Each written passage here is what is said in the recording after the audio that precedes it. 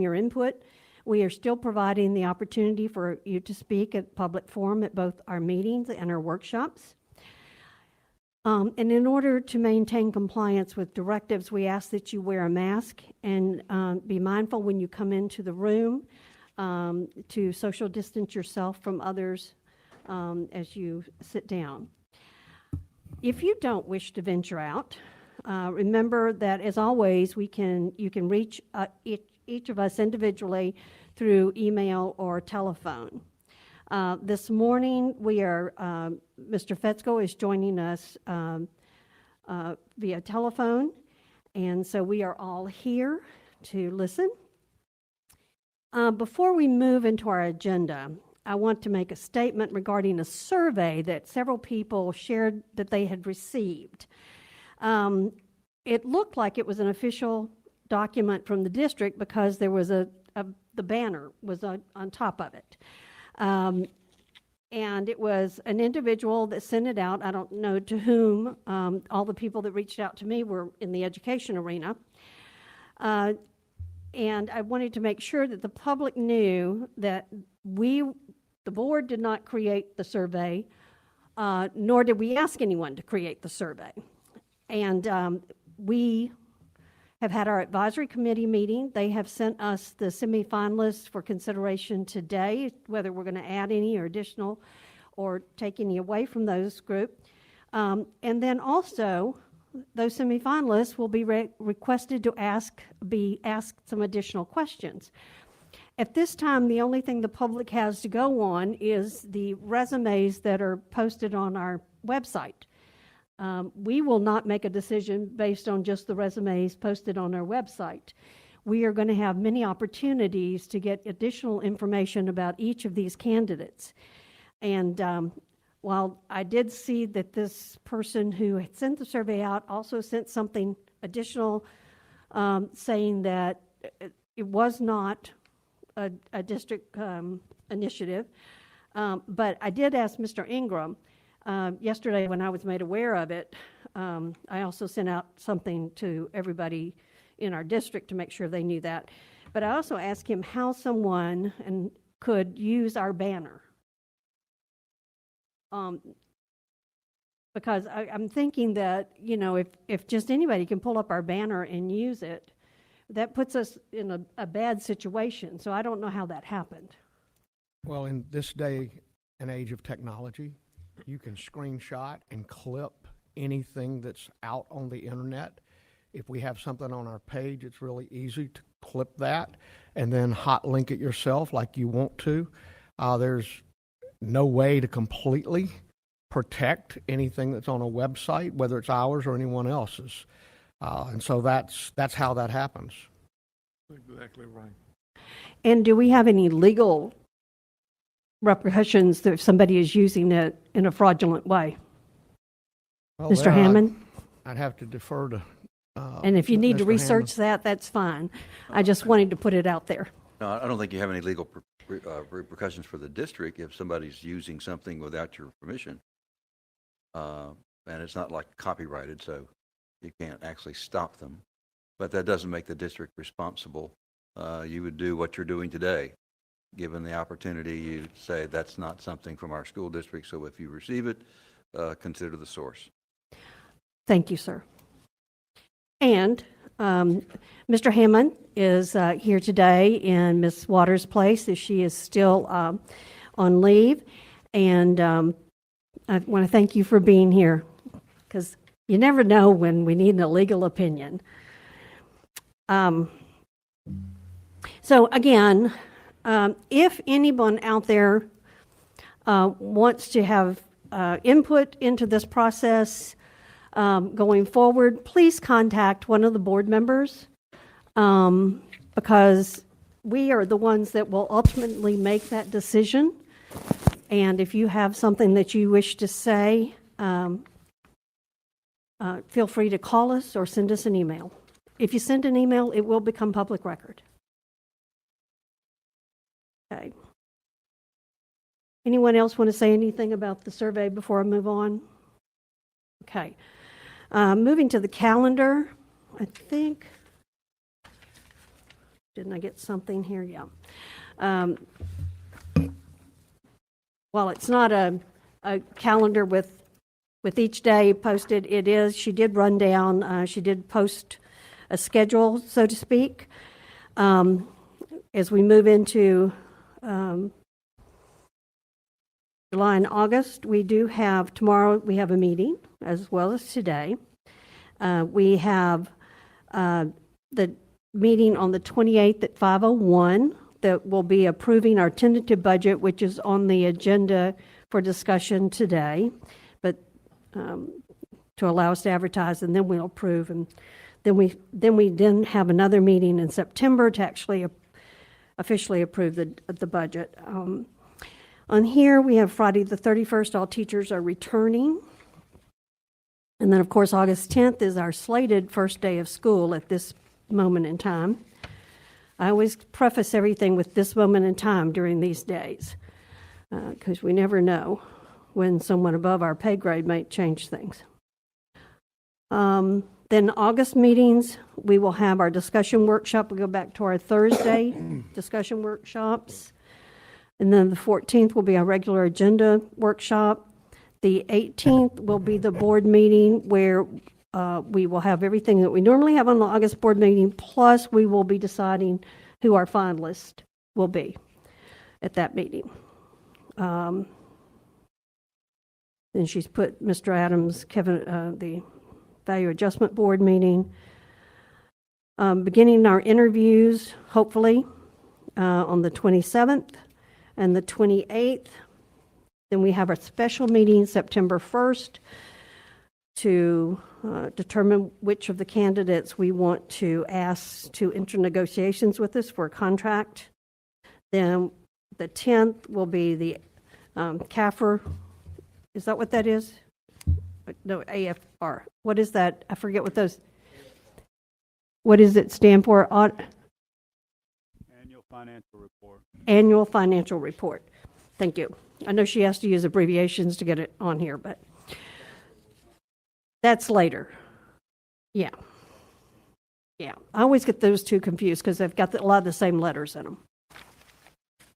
Okay. And then, of course, our September discussion workshop, our September agenda workshop.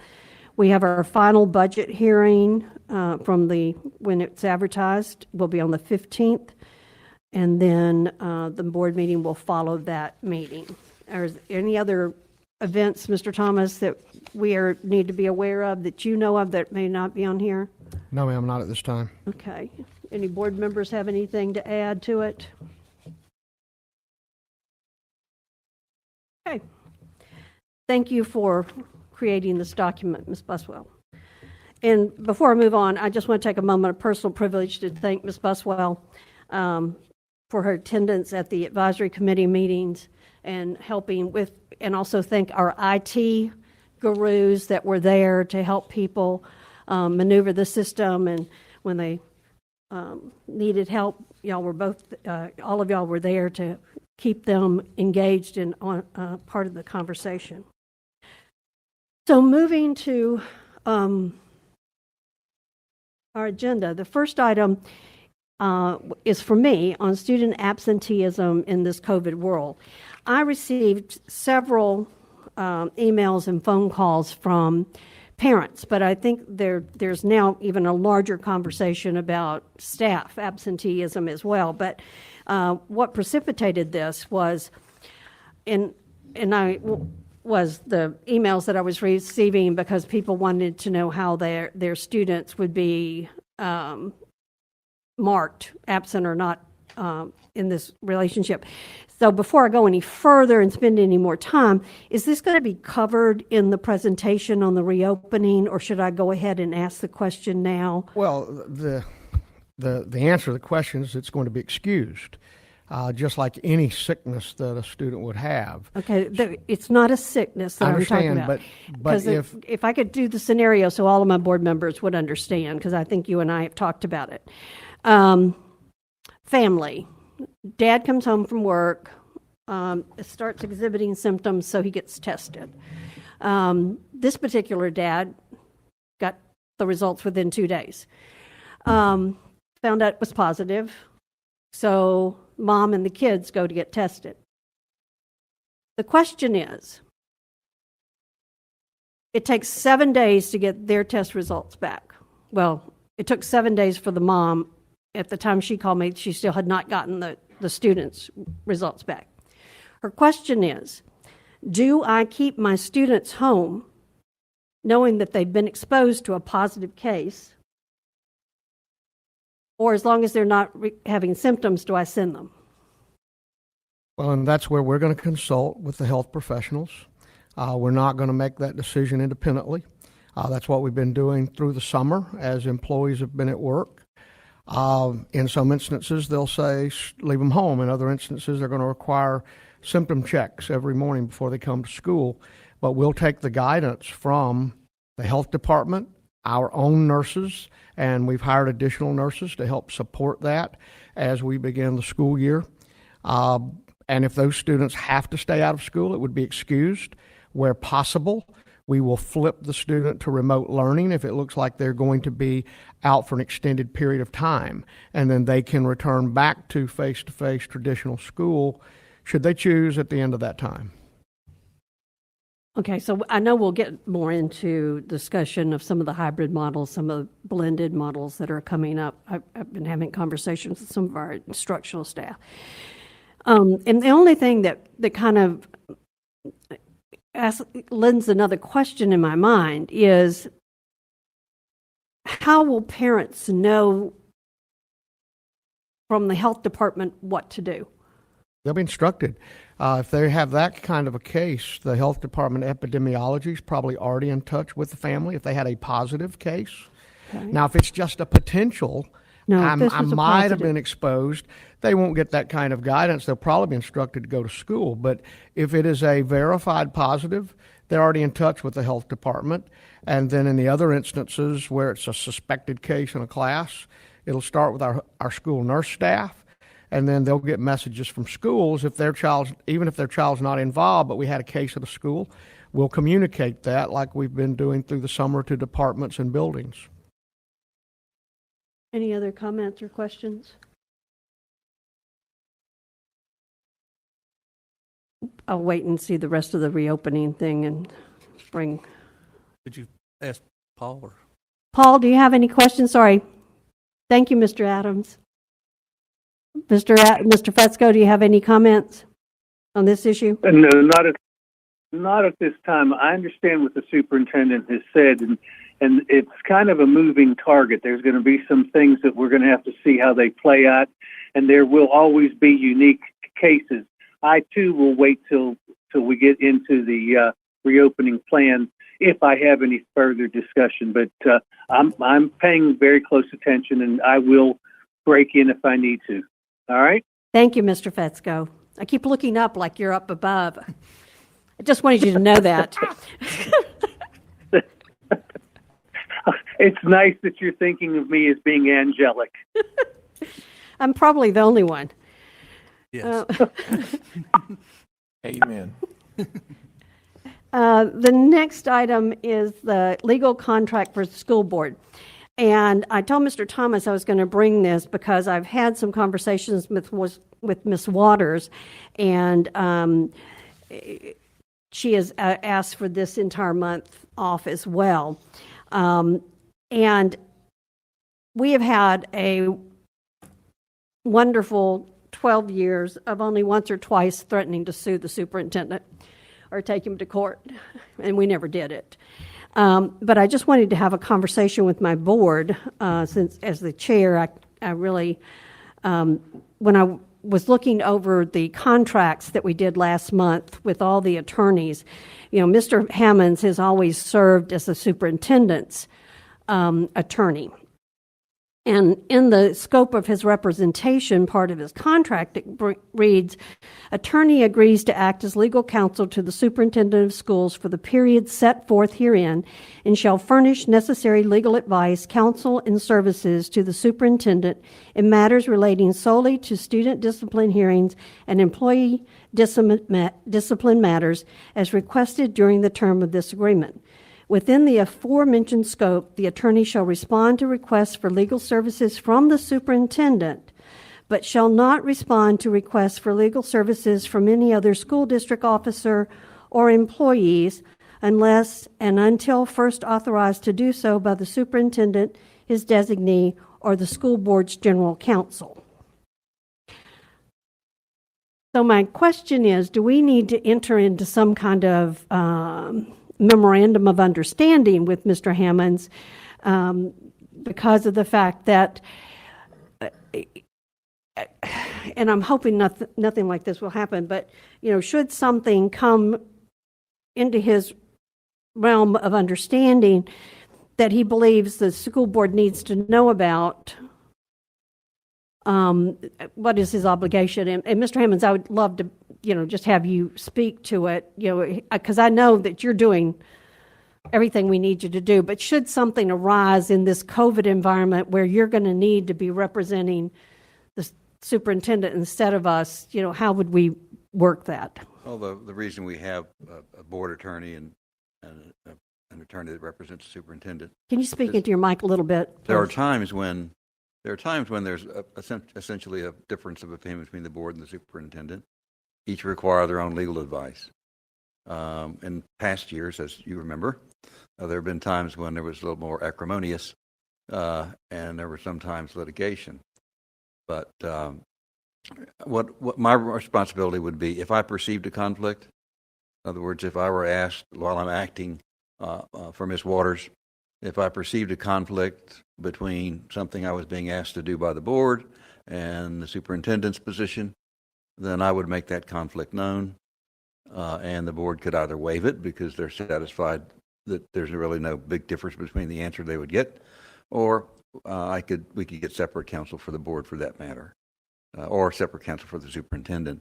It's just that we're faced in that situation. I can't do both. Yes. But so far, I haven't run across that.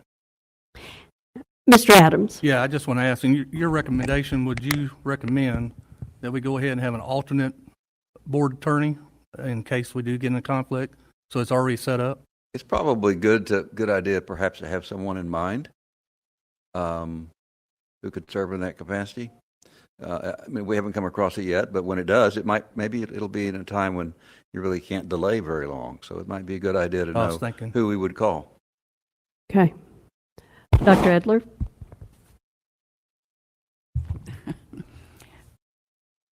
As we move forward, things are changing.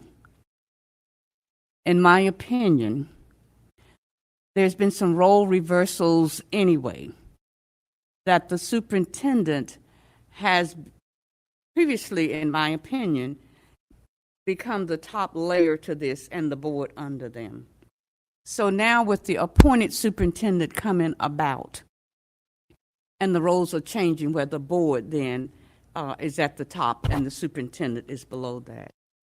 I am certainly in favor of that language being cleaned up or some memorandum of understanding to clarify that we are here together and with collaboration. I would not want an attorney to say, I can't speak to you, go to your attorney, when we all are part of the same system, the same body here. So I'm in favor of some modification, some review of that policy, some modifications and a memorandum of understanding to make it clear as we move forward. I'm not asking to modify the contract. I'm just asking whether, because as, you know, I have a legal opinion person in my family. And I just wanted to be sure that my board understood where we were and get your input as to, you know, hopefully nothing will happen in the next 4 months, but, you know, just a memorandum with Mr. Hammonds may be all we need. Because if we start talking about selecting someone, we could select someone that we already have a contract with. Possibly, but let me go. I think I saw Mr. Slayton wanted, did you move forward to speak? I don't have that document that we approved last month. Are any of those local that we approved last month as part of our contracted group? Well, Mr. Hammonds. Oh, Mr. Hammonds, yeah. And Mr. Baker. Mr. Baker, okay. He's, That was my only concern, is that if we're going to consider someone, it needs to be someone that is local. And I don't know. I've never, as a superintendent, ever seen this type of situation, or has Mr. Hammonds ever seen a situation like this? Do we go under contract with someone? Do we pay them a retainer fee? What would be the precedent with this? And especially when, well, I don't want to say this is only for 4 months, because I'm not sure how long this is going to last. well, we don't know. I only said the 4 months because that's how the length of the remainder Right. term. I don't know. Ms. Waters may be back next month. I mean, yeah, I just, she's contemplating, how she's going to move forward. But I just wanted to make sure that we were covered in the event that, anything in the way of a legal conflict came up, and how would you as board want me to proceed as the chair, since I'll be the chair until Mr. Thomas, Well, his term is up. So that I just still needed go to with my know. question. Mhm. Does the superintendent or Mr. Hammonds have any history to give us a little bit of a recommendation on how we should proceed? Well, not long ago, we had a situation where a recommended order was coming to the board, and there were exceptions, and I'd represented the superintendent at the hearing, which is my role.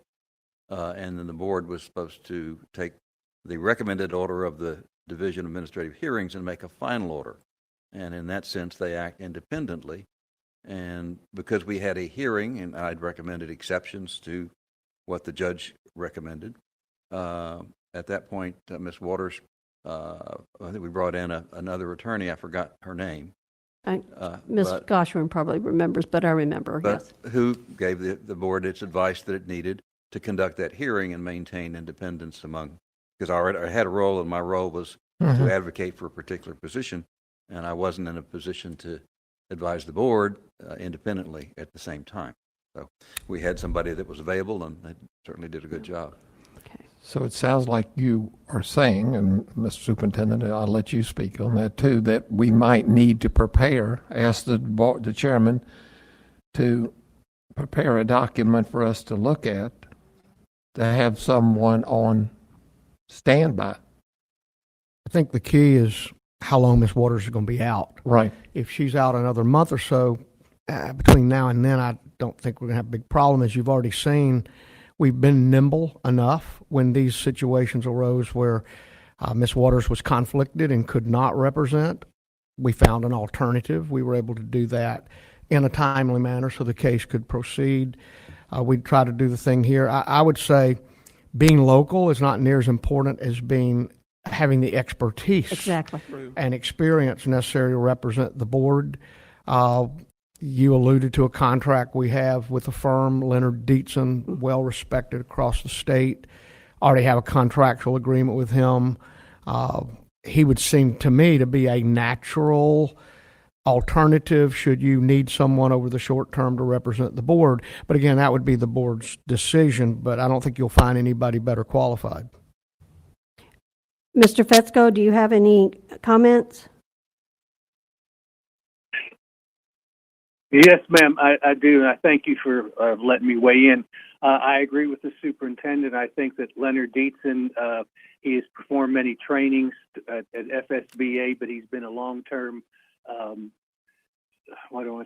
long-term resource for the district when it came to legal matters, and he would be excellent to use in that short term.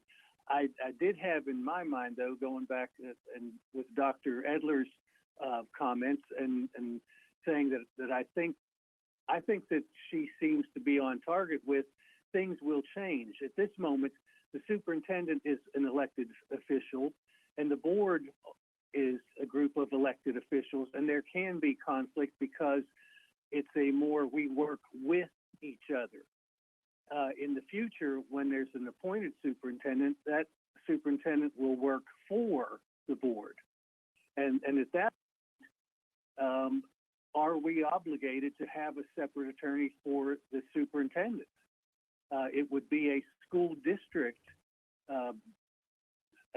attorney who should be able to resolve all the issues, because we really then would be the supervisor of the superintendent and to one of our employees. That's I'm gonna- more questions than Okay, Mr. Thomas wants to weigh in on it, and then I'll see if he agrees with what I was thinking. Well, the fact that you're going to have an appointed superintendent, it is true. That means that you would be the person who is going to hire and can terminate. The responsibilities of the superintendent are in Florida statute. They're not going to change. And whether we like it or not, in those statutes, with the differences of duties between the board and a superintendent, there are some inherent conflicts that may arise. I hope the appointed superintendent would work with this board like I have, but there will be times when we'll work a case. Mr. Hammonds gave a great example where it may or may not have been the position that the board would have taken, but it was the position the superintendent had to take, given the authority and the statute requirements of their duty. So I don't think you're going to wipe that out just because you have an appointed superintendent. I agree with Mr. Thomas, because there are times when I want to say how thankful I am to have this particular group of people as my board members. As Mr. Hammonds alluded to, there have been times when there may have been more dissension between the board and the superintendent that would have led to additional litigation. And, you know, in the Florida statutes, the board and the superintendent are equal, really. The board makes policy, the superintendent is charged with the day-to-day operations of the school. When we go to an appointed, it does come to us to make, we can no longer say, he made us do it. It's always been us. We vote, we take that, because we do make those things. So maybe I can call you and we can talk about what we might need to do. And I hopefully maybe by the end of next week or so, I'll have some more conversations with Ms. Waters and kind of know what her plans are. Okay, I'll be available. So, Mr. Adams, you had one other thing you wanted Madam to Chair, add? I'm just asking, do we need to go ahead and have an agreement with this attorney, if this one that we want to use, and Well, I have a think, retainer, or? well, what I was looking for here was direction as the chair to know what to move forward with, and that I would bring it back to you next month with whatever, between Mr. Hammonds and I, what we decide, whether we do, I reach out to Mr. Dietzen and just say if I can have a memo with him saying, you know, you're going to represent the board in any conflict we have with the superintendent, just for a short period of time. Is that basically what I need? I think so. Okay. And, Yes. Madam Chair, when I was reviewing the contract, I did see that around December. Which contract are you reviewing? The attorneys. our Ms. attorney, Waters? Ms. Okay. Waters. Okay. December 30th is when we have to have that meeting to decide whether we're going to reapprove that 2-year contract. And so I didn't know if we want to get it on the calendar so we don't forget. It's got to be 6 months out in front of the end of the contract, Okay. okay? Okay. All right. Thank you, Mr. Hammonds. And Mr. Fetzko, did you have anything else? If you don't come back on, I'll take that as a no. No, ma'am. I had muted myself again, and I will be muted again. So, no, I have no further questions. Okay, thank you. Any other discussion? I will take that direction and talk with Mr. Hammonds and Mr. Dietzen, and bring something back to you to consider. But I didn't want to do that arbitrarily without the board knowing where we were. Okay. The next item on here, and when Mr. Thomas and I met, I told him that I didn't want to short circuit our school reopening plan discussion, and it is 9:31, and we have a time certain at 10. So we're going to move forward with the strategic plan discussion, And then we may move to something else instead of going to the reopening because we may need more time than we would be allotted at that point. Mr. Adams? I did receive a question from a constituent whether somebody can call in on public forum, but I don't know if that's even possible, is it? We have not done that, and I know one of the things I was going to talk about, but that came up after we turned in the agenda, was the city of Pensacola now has a place on their website for public comment in this, and as long as our numbers continue to go up, we may want to consider some way, and I don't know whether we want to. We've been using a special email address for our advisory committee, and our IT people have been so wonderful in working with us, and there might be a way that we create a way for them to not necessarily call in, but they could send us the information that could be read into the record if necessary. When people have emailed me, I've asked them, do you want me to read something into if you're afraid to come or not? It's their schedule conflict, but we may need to look at that moving forward. What would y'all like to be able to create an option where they could either I think good. calling in is probably, with the system, I've just seen too many glitches in a system where they call in, but if we had a way that they could, Email be fine. yeah, send comments in. Okay. Mr. Thomas, do you think that would be possible for us to do that? I don't think it's possible today or tomorrow, Oh. but I think we can work for a the- solution to for that, the- yes. Yeah, okay. Ms. Buswell, will you write that down so I remember? Thank you very much. Okay, strategic plan, Mr. Thomas. Mr. Wilson is going to come and make a presentation of sorts to the board. I think he's been in conversation with you. So, Mr. Wilson. Thank you. So July is the month where we start the process of reviewing the strategic plan and then having those discussions about the upcoming year. We actually had that first meeting on July 7th, and we met with two of the pillar chairs, quality and service. And it wasn't a very long discussion because with the quality, 8 of the 16 goals, there was no data because of not taking part in the FSA and then not receiving school grades. 2 of the 4 goals for service, there's no data available. And so I was able to touch base with all the school board members on July 8th, and I appreciate us having that conversation of where we were thinking we were going. So after the initial discussions, we realized that we needed to do something a little different this year for 2 reasons. One, I've already stated about the lack of data. The other one being that that with everyone's focus, school administrators, teachers, district staff, really needs to be on the students and teachers' return to school, whether that's face-to-face, remote, or virtual. So what the proposal is for the 2020-21 strategic plan is basically to move forward the 1920 plan. There are some elements that we can provide updates for. We will do that. And the pillars will also revise those targets where they can update that information. And this process will allow the chairs to work with Jen Montoya and myself and not have to schedule several meetings and allow those people that I mentioned before to stay focused on what they need to be focused on. So this year, we would not have the meetings. The board, the chairs for each of the pillars will work with us and we'll work with them to get all of that updated. So therefore, I would not bring you a strike ad. We would work to bring a clean copy of the strategic plan, completed and submitted as an agenda item for your approval at the school board meeting on September 15th. That's the proposal.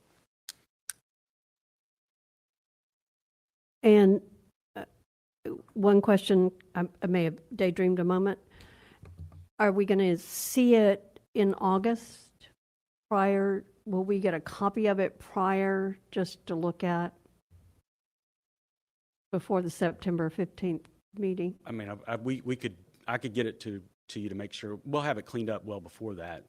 Okay. And we can give you those I just copies, thought, but- I would, I know we give the public a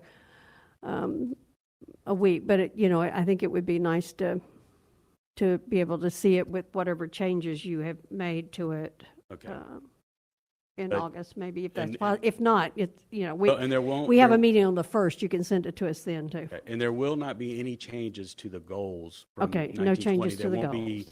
There won't be any edits to those, and there won't be any new additional goals. Okay. The only thing that'll be updated is what information there is for us to update. So basically, if I look at my materials you gave me last year, I have them. Right.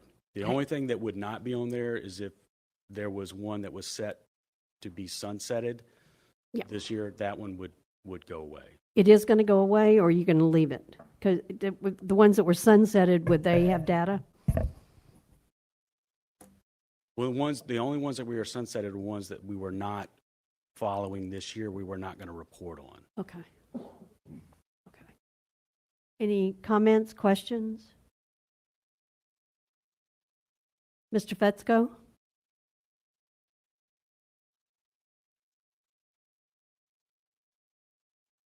Okay. All right. Thank you, Mr. Wilson. I think that's probably the best thing for us to do since we don't have anything to change on that. Okay, it is 9:38. Can we move to the comments from the superintendent? Thank you, sir. Yes, ma'am. When I'm going to use my time in the comments, I'd like to ask Mr. St. Cyr to come forward. On your agenda, you have the annual budget advertisement requirement. You'll be asked to approve that tomorrow evening. Typically, we give you a presentation to help you understand what that's all about. I'm going to pass around copies of some of the data that Mr. St. Cyr is going to go through. So I think he and Ms. McCants are probably going to tag team this. Is that correct? So, Mr. St. Cyr? Okay, yes, sir. I'm going to start it out and kind of set it up for Ms. McCants to get you into the new year budget. We've got several sheets coming around that will give you some idea of where we're at in some areas for 2020 as we close that year out, and then we'll set it up for 2021. The first sheet you should see is sales tax proceeds. This is a comparison that we talked about last month over the prior year, so just let me know if it doesn't make sense. But the first section on the left is our monthly receipts of sales tax revenue. The top portion is 2019. The bottom portion is 2020. Out to the right of 2020, you'll see the change from the prior year. So the total change on the monthly disbursements is it's flat for the year. But you look at the last 2 months, May and June, you'll start seeing where we had about $400,000 to $500,000 decline each month of those. So that'll continue on for at least for a few more months as we'll keep up with that. So I'll give you a report on this each time. Now, over on the right-hand side is quarterly disbursements. We get monthly and quarterly disbursements, or receipts. So again, the top portion is 2019, the bottom is 2020. Out to the right is the change over the prior year. So the quarterly receipts is about $53,000 over 2019. And then where you'll see 2019-20 totals is just right at 28.3 million. And the difference between 2020 and 2019 was they were right there together, just about a $38,000 difference. Again, we're going to start seeing that difference as we come into the current fiscal year, because you see it in the last 2 months of 2019 or 2020 fiscal year. Any question? So no real impact to our sales tax. Right. No impact in terms of comparing it to 2019 in total. 2019 in total and 2020 in total are flat. Both of them are right there, about $38,000 increase over the prior year. However, Good job. The trend is, you can see the trend on the monthly, where it's about a $400,000 to $500,000 decline in those last 2 months of 2020. Okay? Wow. Any Did better than a any lot of other states. questions on that? So it will be, we'll be looking at that for a few more months at least. Good news. Okay? Thank And this is about a 2-month lag. So what you're seeing in May and June actually happened in March, April. And then, of course, we'll see that extended through the year. So we'll keep that But- one updated. But that was the same as what happened in 2019. It's still the 2-month lag is Yes, ma'am. consistent. They're consistently compared to, Right. on this one. The next sheet, if you'll flip over, give you a little fund balance as we close the 2020 year. That's the trend. I give you this every year. 2012, total fund balance change to the right on the right-hand column. 2019, we were negative right at 1 million. This year, it looks like we'll close right about $1.5 million on a positive note. And do you think that the main reason we're have a positive there is because of the fact that we were out of school for 2 months? That's a lot of it, yes, ma'am. We were able to work that. No diesel. We had some work to do to get some things. There was a lot going on with the month, but anyway, it looks like I it guess my will. question is, would we have saved that much No. otherwise? If you recall, I've kind of told you all along that with all the salary increase, the major salary increase we had in the 2020 year, we would not have broken even, but for the fact that we were shut down. Okay. Would Thank not you. have. Probably been a couple down. Probably at least a couple million, probably. We can thank operations pretty much for that. It's not having all of those utility costs, The buses aren't running. substitute teachers, buses Yeah. aren't running, Right. all of those kind of things, overtime, extra pay, all that kind of stuff was out. Okay, any questions on that one? All right, the next sheet is a legal size sheet. I've given you this several times. This is a comparison of the fourth calculation, 2020, against our now new second calculation, 2021. And we'll have, this is Ms. McCants will update you on all of the calculations for our budget ads right after this. I've highlighted some things I want you to, we'll just kind of reiterate where we were last time. The first highlighted, school taxable value increased 1.1 billion over our prior year out to the right. Base student allocation, $40 over prior year. The base, FEFP, this is the base before you start doing the add-ons, just under 3.4 million increase.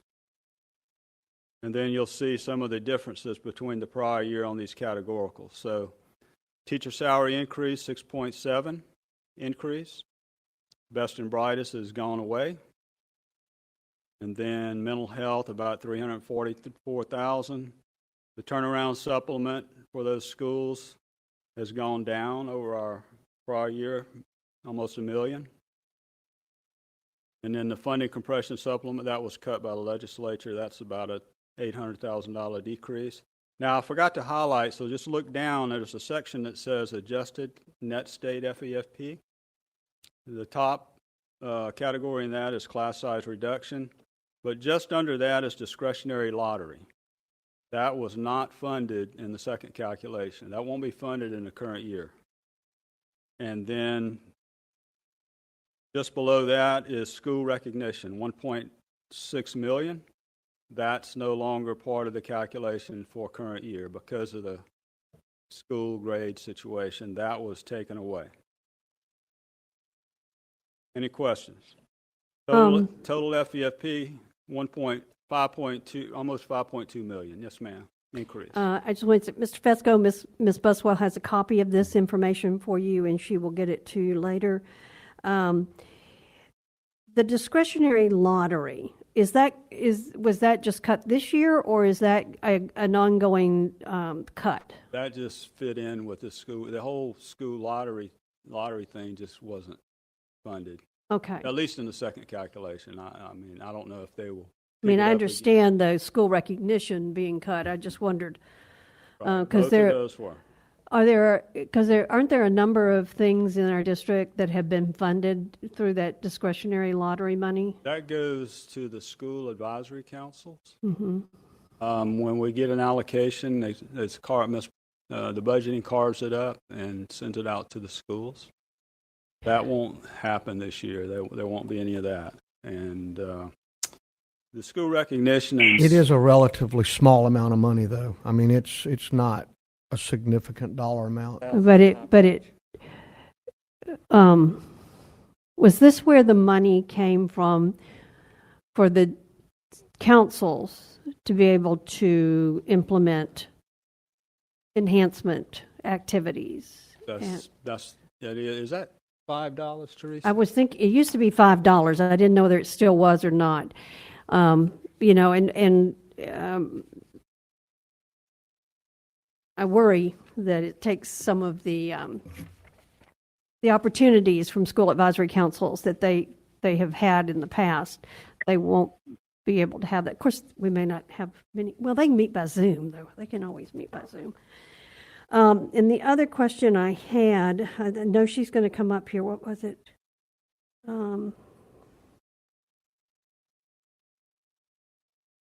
She's going to come up and talk about. All the budget advertisements and Okay. that's millage and all that. No, is she going to talk about the salary issue? Where we've got, Teacher, the teacher salary increase? no ma'am. All we're going to do today is give you the total, and that's up at the top towards the middle. Teacher salary increase allocation is highlighted about 6.7 million. When will we have a discussion about how that's going to be implemented in Escambia County? I've seen a lot of news articles around the state. We're working through the calculations now. Of course, the statute that created that is pretty prescriptive. Yes. It says Yeah. that 80% of that $6.7 million must be used to raise the beginning teacher salary. So you get it as high as you can using 80% of the funds. The other 20% can be used to assist those other instructional personnel because that's also restricted only to classroom teachers, the 80%. The 20% can be used for people like media specialists and guidance counselors and other teachers that were already above the 43, whatever the amount The would number turn you out. can- We will not get to 47.5 that the governor speculated in the beginning, and part of the reason for that, if you recall, at the onset, they were talking 900 million statewide to go to 47.5. It ended up being 500 with about 400 million of that being for raising the salary. So you can see you're going to be lucky to get half of that distance closed from where we are to 47.5. And then the rest of it can be used for pay raises to try to get teachers to close to 2% if you can get that. But you use it until the money's gone. We are going to have to bargain some of these issues. The statutory language is prescriptive. That's what I wanted to know. So I anticipate an executive session in the future once we can get our calculations together. Okay. We'd like to come to you with a recommendation and then take it to the bargaining council. And of course, I won't get into that here. Well, that was kind of where I was going with this, is what part of it has to be, are there still bargaining issues that have to be covered? Because, you know, I don't want us to get in trouble as a board talking about things that might, Yeah, at need this to be point, talked about in we're bargaining. even though the statute says that you don't have to bargain, we still want to sit at the table and explain how that 80% can be spread, and they'll see the numbers. It'll be transparent. And then we bargain all the other components of salary increase. So we're working through that. People have a lot going on right now, a Yeah. lot going on. And so once finance can get this advertisement and all of that under their belt, then they'll have a little more time to give me the rest of the data we need to be able to come back to you with an executive session. And then we'll turn our negotiator loose and let them start the conversation. okay, thank you, Mr. Thomas. Any questions? Mr. Fetzko? I know you don't see the. No, ma'am, I'm good at this point, and we'll wait to see what happens with the situation as the superintendent described, what they'll come back with in executive session. Okay, thank you. Okay?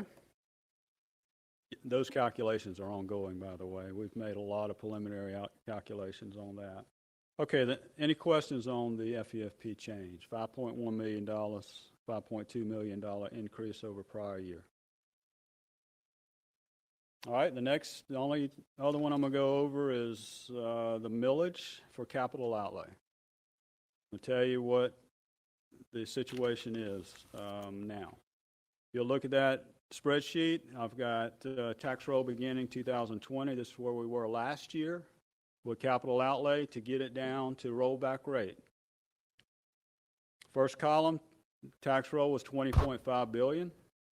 We set a millage rate, allowable millage 1.5 for capital outlay. We reduced it down to 1.351 to get to be right at rollback rate. That generated 27.6 million, and then applying 90, we budgeted 96%. So that total is 26.5 million is what we budgeted moving into the 2020 year. Now, if we wanted to go rollback rate, it would go down to 1.2 for the 2021 year, 1.207. That would generate a negative 1.3 million over where we started last year.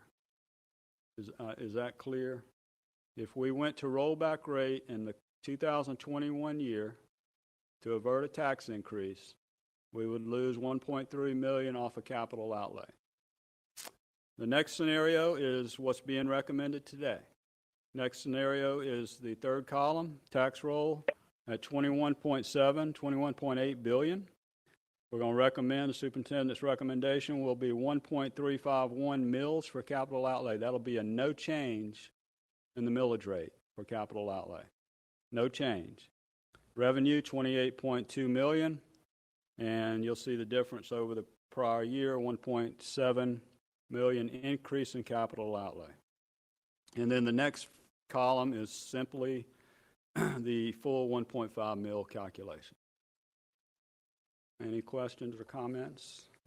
Question. So the recommendation will have to be advertised as a tax increase?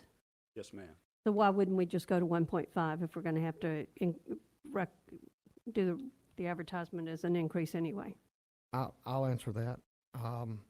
When I was presented with this data, and you know for 11 years, you've never gotten this kind of recommendation out of me.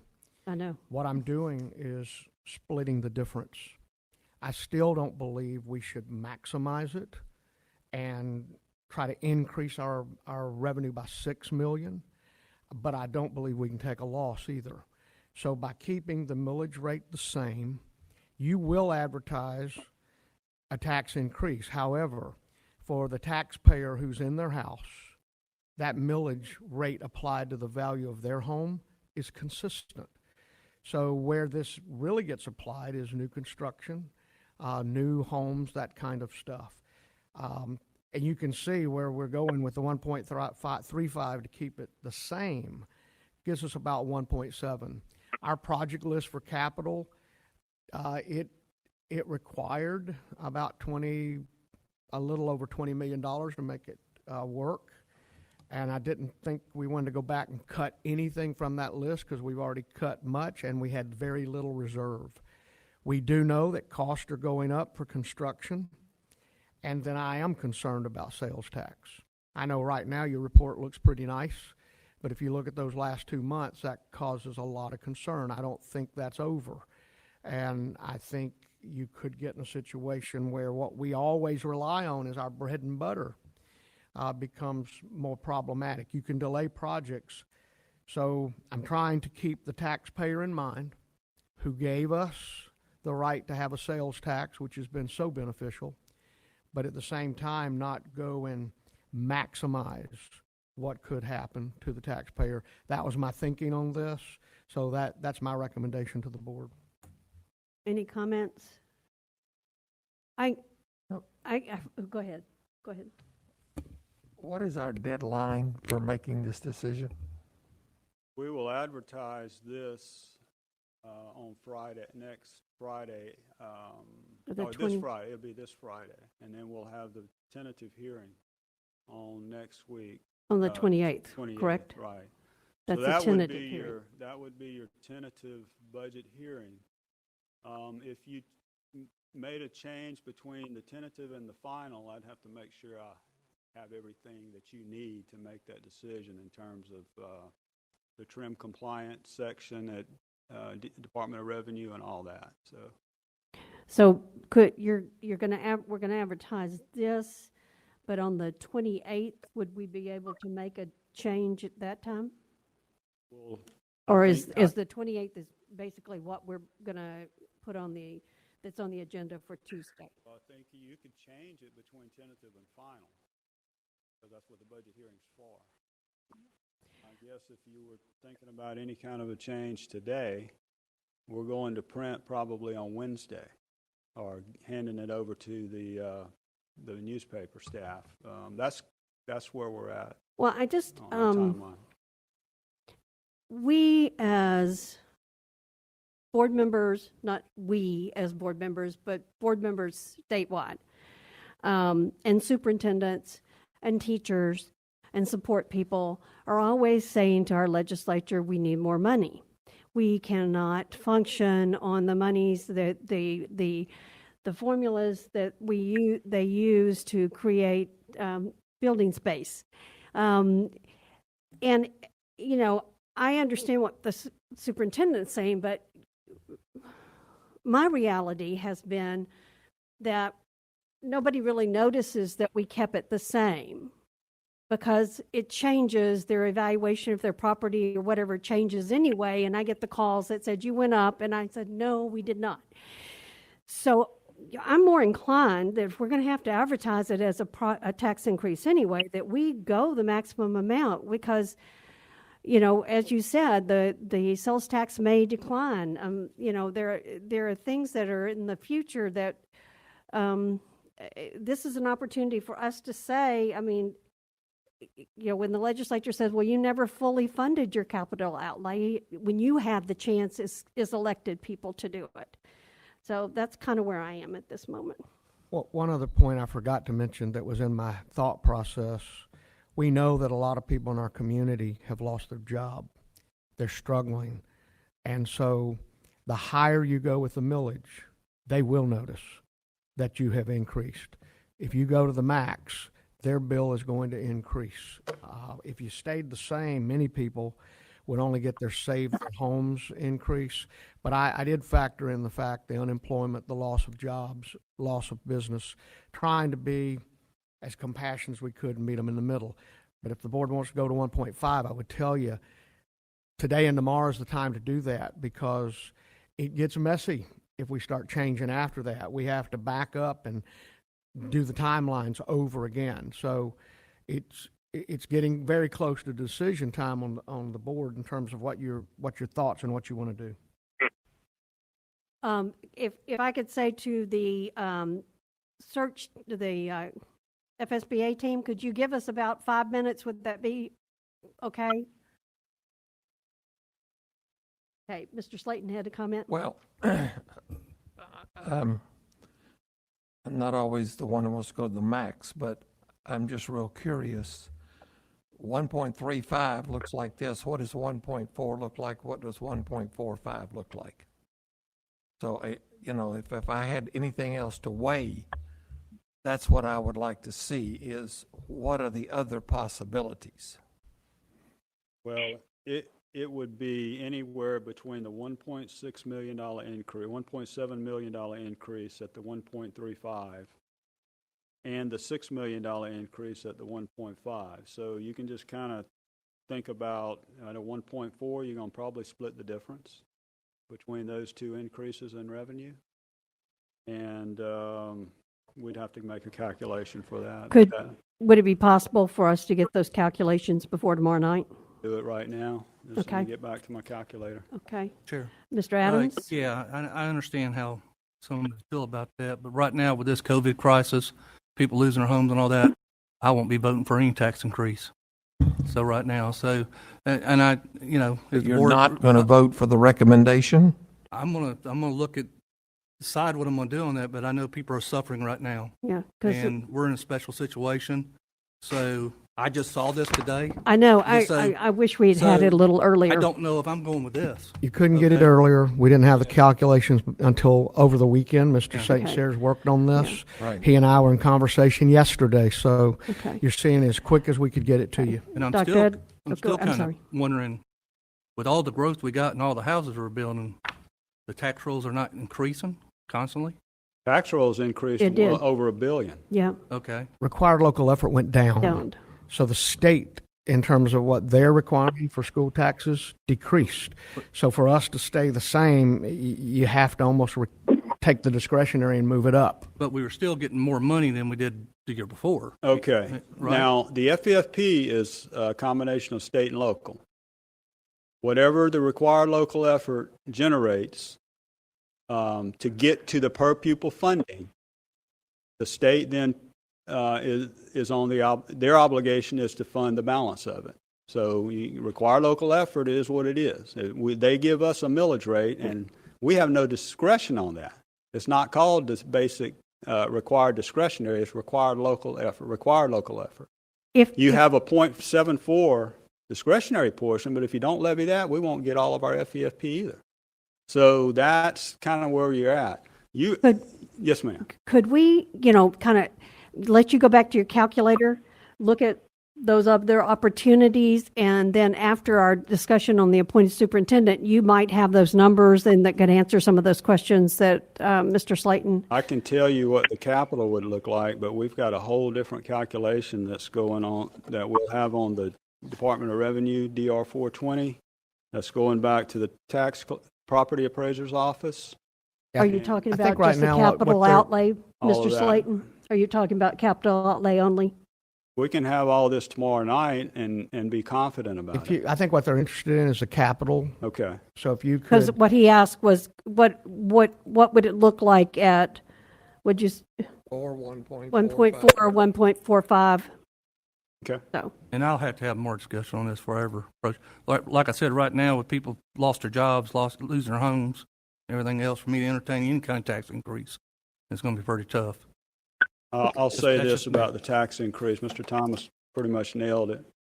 It's considered a tax increase in the broad sense, in terms of more revenue being generated than the rollback rate. But for those individuals who are,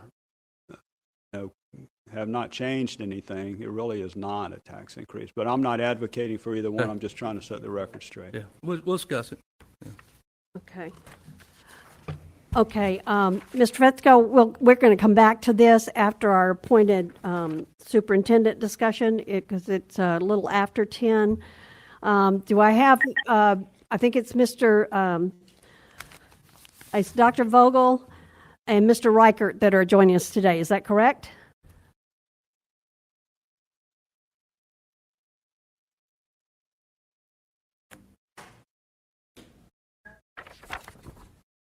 Mr. Reichert?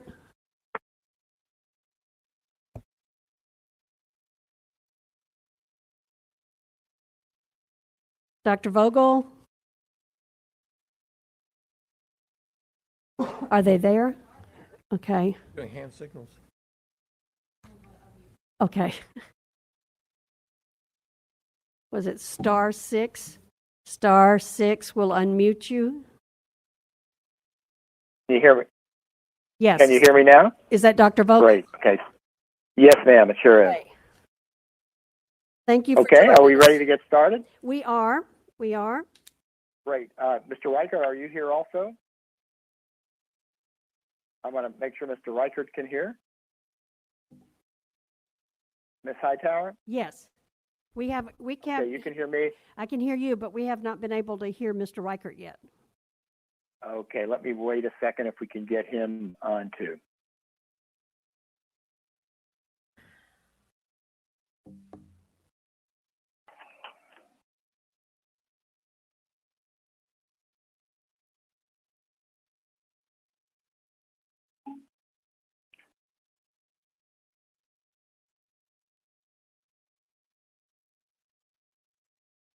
Ms. Hightower, Yes. can you still hear me? Yes. Okay, great. The world of technology is fun. Yes, ma'am. It sure is. We're all making the best of it. We are. I attended a convention that lasted 3 days that was virtual. Oh my gosh. It was an boy. interesting experience. Every 2 seconds, we had to take a break to fix a tech problem.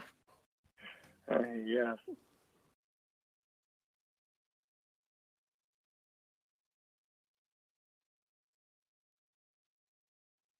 And it wasn't nearly as much fun not getting to see the people up close and personal. Oh, I know. If we don't have if we still have a problem with John, I can go ahead and get started any time. Okay, because he's on, and Miss Buswell's working with it. So you want to go ahead and get started? Okay. Sure, I sure will. First, I want to. Oh, here he is. Can you hear me? I'm sorry. Okay, I apologize. I had to recall. Thank you. Okay. I'm here. All right, thank you, Mr. Great, Reichert. great, John. Great, John. I'm here, and I'm ready. Go ahead and ready to get started. First, I'd Yes, like sir. to tell you about. I heard some of your discussion about what to do with the budget and the millage rates, and it is a very difficult time for school boards because of the uncertainty. But I think you all are having some good conversation about it, and I'm sure you'll come up with something that's in the best interest of everyone. But this morning, I'd first like to start with our superintendent search. I'd like to recognize the work of the committee, the Citizens Advisory Committee that the board established. They were well representative in terms of your entire community, and they did a very thorough job. And as you have received the information, they've reduced the number of candidates from 27 to 6. So the first item today would be a discussion by the board to accept all of the candidates to continue in the process, or as we've said, the board has the option of adding candidates or deleting candidates. So, Ms. Hightower, that is the first item for discussion Okay. this morning. I'm going to go to the part on our agenda, so in case somebody needs to, I know it's on our agenda, the names of those that were sent forward. Yes, ma'am. And I wanted to tell my board members, I forgot to do it earlier, Ms. Buswell and I are creating a letter of appreciation plus a certificate of appreciation to be sent to each of the committee members. I wanted to, I'm the chair, so I get to speak first this time. I usually wait for all of y'all, but I'm just going to go ahead. I really appreciated the conversation. I did watch the meeting, and I am concerned with only having 6 semifinalists. And the reason I'm concerned is in this COVID environment, and with the fact that there are lots of other districts, not only in Florida, but around the country that are looking for superintendents, I'd like for us to expand that semifinalist list. And the reason I'd like to expand it is for the reason I've stated. And it doesn't really cost us anything to expand the semifinalist list, because all they're going to do is answer written questions and do 2 video questions. And that would give us an additional look at each of those people. They had reduced it to 10 to begin with. And then there were many people on the committee that wanted to add 3 additional names to the 6, but did not prevail. So, I'm willing to even just go with the 10 that they selected the first time, or the 9 that were put up by the second group. I wanted to throw it out there. As my husband pointed out to me, all of you who know me well and have known me for a long time, this is very difficult for me to do. I have always been the person who said, let the committee do their work and don't second guess them. So this is really hard for me to put out there, but I do think in this particular case, our first time appointing someone to lead this district, we need to have as many options available as possible, and that's it. I'll listen to y'all now. Mr. Adams. Yeah, Madam Chair, I listened to the meeting too. The committee did a wonderful job. They went from 27 to 10. Okay, they got it down to 10. And then I watched the discussion the other night, and I think it was over candidate number 9, which was caused most of the conversation. They tried to send all 9 to us or whatever. But the committee was pretty firm about just the 6. And I trust this committee did a great job. I'm not in favor of adding anybody or dropping anybody. So I think they did a wonderful job. I'm going to trust the committee on this. And I think it's going to be our job after we see these interviews and these videos that we get, we're going to have to slim it down even farther. So I appreciate the work they did, and I'm going to support the recommendation they gave us. Thank you, Mr. Adams. Dr. Edler? I too want to thank the advisory committee. I know that it was a lot of work, and I appreciate their efforts in assisting us in this process. I tend to agree with the chair that 27 people took time out of their busy schedule to submit a package to us for review.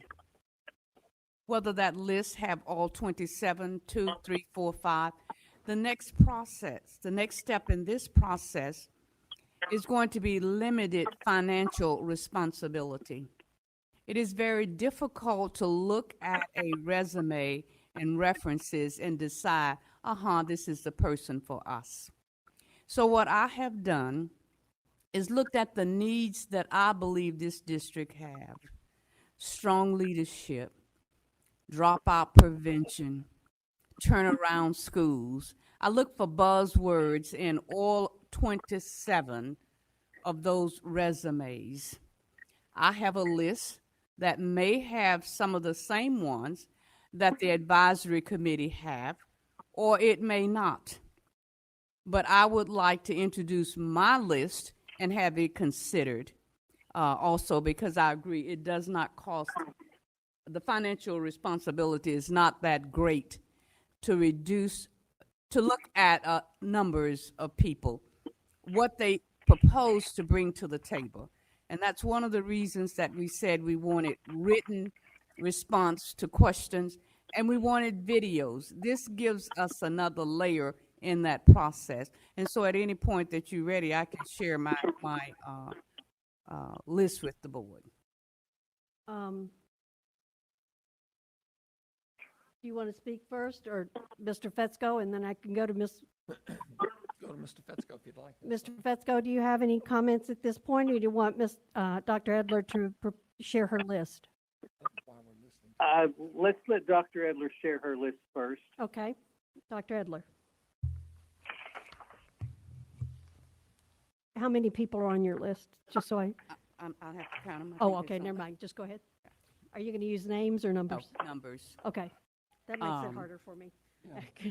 That's harder for you? Well, yeah, because Got names? yeah. Oh, and I need Well, Well, the numbers make it easier for Yeah, me. let's do the numbers. Yeah, let's, number 5, okay, number 5, number 6, 6, number 9, 9, 10, 12, 13, 18, 20, 23, and 24. okay, so of the ones that you have, the ones that were sent forward were 6. No, 5. Yeah, 5, 6. Talking about the ones that Okay, came from the other okay. group. I'm just going to make Okay. a quick, make sure I get this right. 6 and 13, 18, and 23. Yes. Yeah, from the other group. 6, Because the other group was 6, 13, 17, 18, 19, and 23. Is that correct? 16, 13, Yeah. 17, 18, 19, 20. Okay, 6, 7, okay. 6. 1, 2, 3. Okay. Now, Mr. Fetzko, you want to speak first, Dr. Edler, to the reason you said why you put those out there, right? Yeah. Those are okay. Because I looked at the needs of the district, and there was some keywords in all of their resumes that address what we actually need here. 1, 2, 3, 4, 5, 6, 7, 8, 9, 10. Okay. All right, Mr. Fetzko? I have a question first. Okay. Of the 6 that the committee recommended, I'm fine with any of the 6. Which additional 3 did you want to add, Ms. Hightower? Well, I was going to add The number, yeah, I was going to add the ones that they had made the motion for, and I think that was, okay, I wrote it down somewhere. Where did I write it down? Ms. Buswell may be able to help me. I think that was 14, 20, and 26. And you know, so that would have been 9. And so when I started talking about it, I thought, well, why shouldn't we just add the 10? So the one that is not on,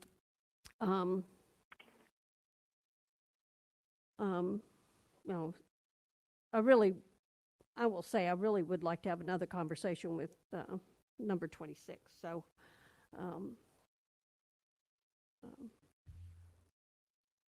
but well, I will just say need to know that- what y'all are thinking. Okay.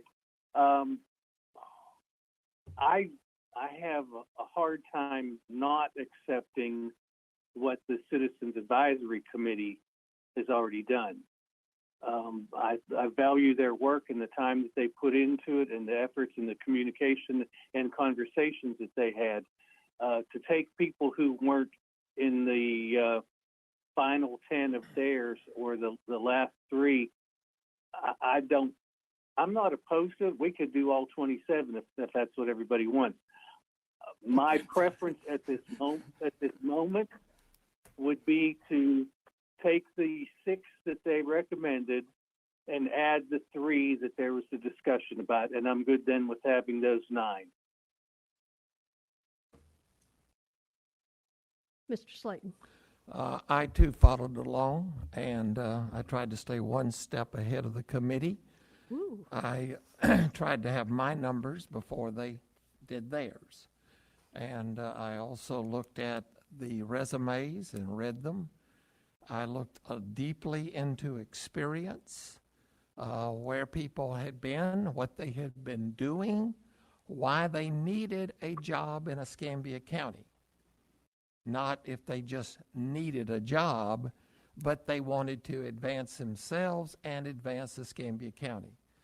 So with that said, and not belaboring the point, I am fine with accepting the 6 proposed by the committee and going with that point for the written and video semifinal list.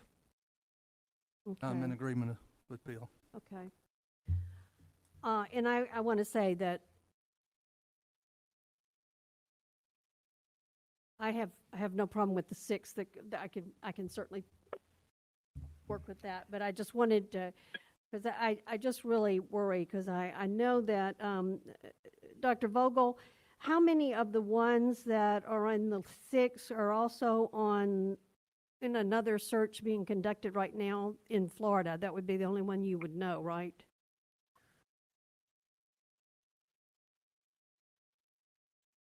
Star 6. Maybe looking.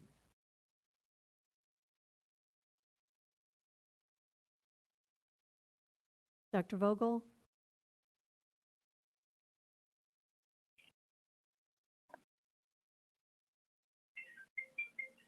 Call him back in. I know how technology is. You get kicked off. Yeah, so, yeah.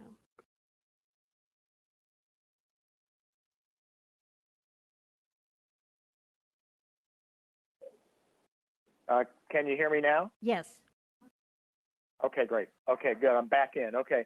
Yes, the only one that I'm aware of is Dr. Tim Smith, and he is in the Martin search. Okay. All right.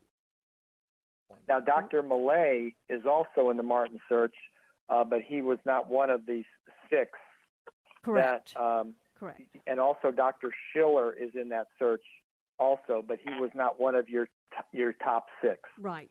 So Yeah, Schiller okay. is in Martin and Millay, but they were not in that top 6. The only one in the top 6 is Dr. Tim Smith. Okay. All right. Thank you. Okay. So I'm hearing 2 people definitely don't want us to add any. So if I were to bring a motion to the floor on Tuesday to add those 3, that would still not satisfy Dr. Edler's numbers because she wouldn't have the same people in there. So, but that's what we would do at this point, is that the recommendation is those 6. Those of us who wish to add people would bring it to the dais on Tuesday night, and we would be able to make a motion to add XYZ, and then the board could either second or not, and we would vote from there. Dr. Edler? Right. Ms. Hyde, Yes, Dr. Vogel? yes, I'd like to just clarify. The additional 3 would be candidate number 14, Dr. John Millay, and he is in that Martin search, as I said. Also, number 20, Dr. Brian Dingelli. He is number 20. And then also, the third one would be Christopher Rozowski, number 26, and he had 5. The only one that would not be in that group would be candidate number 24, Dr. Schiller. Is that the way I heard? Is that correct? Yes, that's what I had ahead, yes. Okay. So that would be 9. Okay, Yeah. excellent. Okay, Yeah. got it. So the people that would not be, would be number 5, number 9. I'd have to go back, okay. All right, I so have- Dr. I have Dr. Edler's Okay. number. Dr. Edler? I have received many emails, and probably more than that in telephone calls about the process to appoint a superintendent.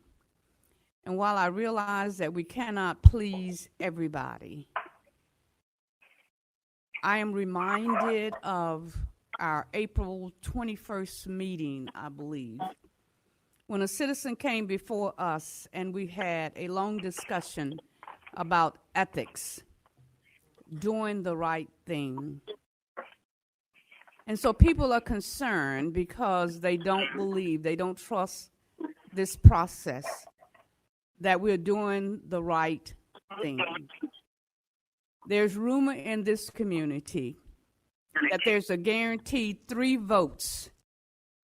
And I can remember something on the 21st, Ms. Hightower, where you spent some time talking about, let's be fair to people. Don't go out and promise people anything.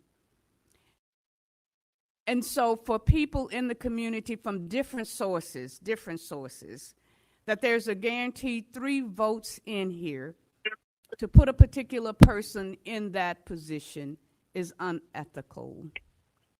I don't know that it is true. I'm hoping that it is not true.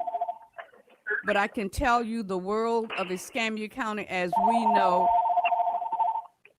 Wait, somebody needs to mute a phone. Excuse me, Dr. Adler. Is watching this board as to how we're going to vote, how we're going to represent the citizens who voted in 2018 for a change. And that's the message that they're saying to me. We don't want more of the same. We want to change. We want people to be fair.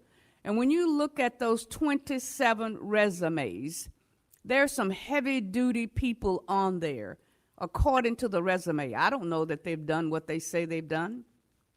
That's why we moved to the next step. And while I appreciate what the advisory committee has done, it was a part of the plans originally that the board did not have to accept their list. We could accept part of their list, add our own people to it. And that's what I've done. But I've looked at the needs of the community, not my needs. I've looked at the fact that in 2018, the citizens of this community, I don't care whether you say the vote was close or not, it was a vote, that we are tired of the good old boys policies around here and procedures. We want change.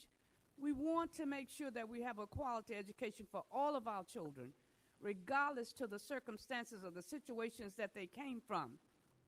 It is time out to continue to play these little games. And if, by chance, there is any truth in the fact that people have already made up their mind about who they want the appointed superintendent to be without a fair and just operation, This is not a threat, people. This is a warning. I will file ethic charges against this board if I find any truth in that fact.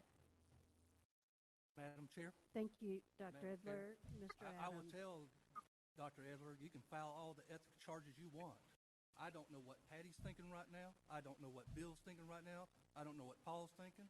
And I think, you know, if it's your candidate, you pick off that list, then you're happy, you know? But I'm going to wait to the final round, see who's there, listen to the interviews, and do that. I don't go on what blogs are saying or the social media, because they're out there guessing, trying to figure out who's going to line to what. So file your charges. I don't care, but I will do what's right for Escambia County and my citizens. May I speak, please? My turn. Okay. I am entering, as of November the 17th, my 13th year on this board. No one has ever questioned my ethics. I have never had a guaranteed vote for anybody, the superintendent or anybody else. I have gone seriously into looking into this, looking at these resumes. Some people said, oh, we got so many wonderful resumes. We got some lousy resumes too.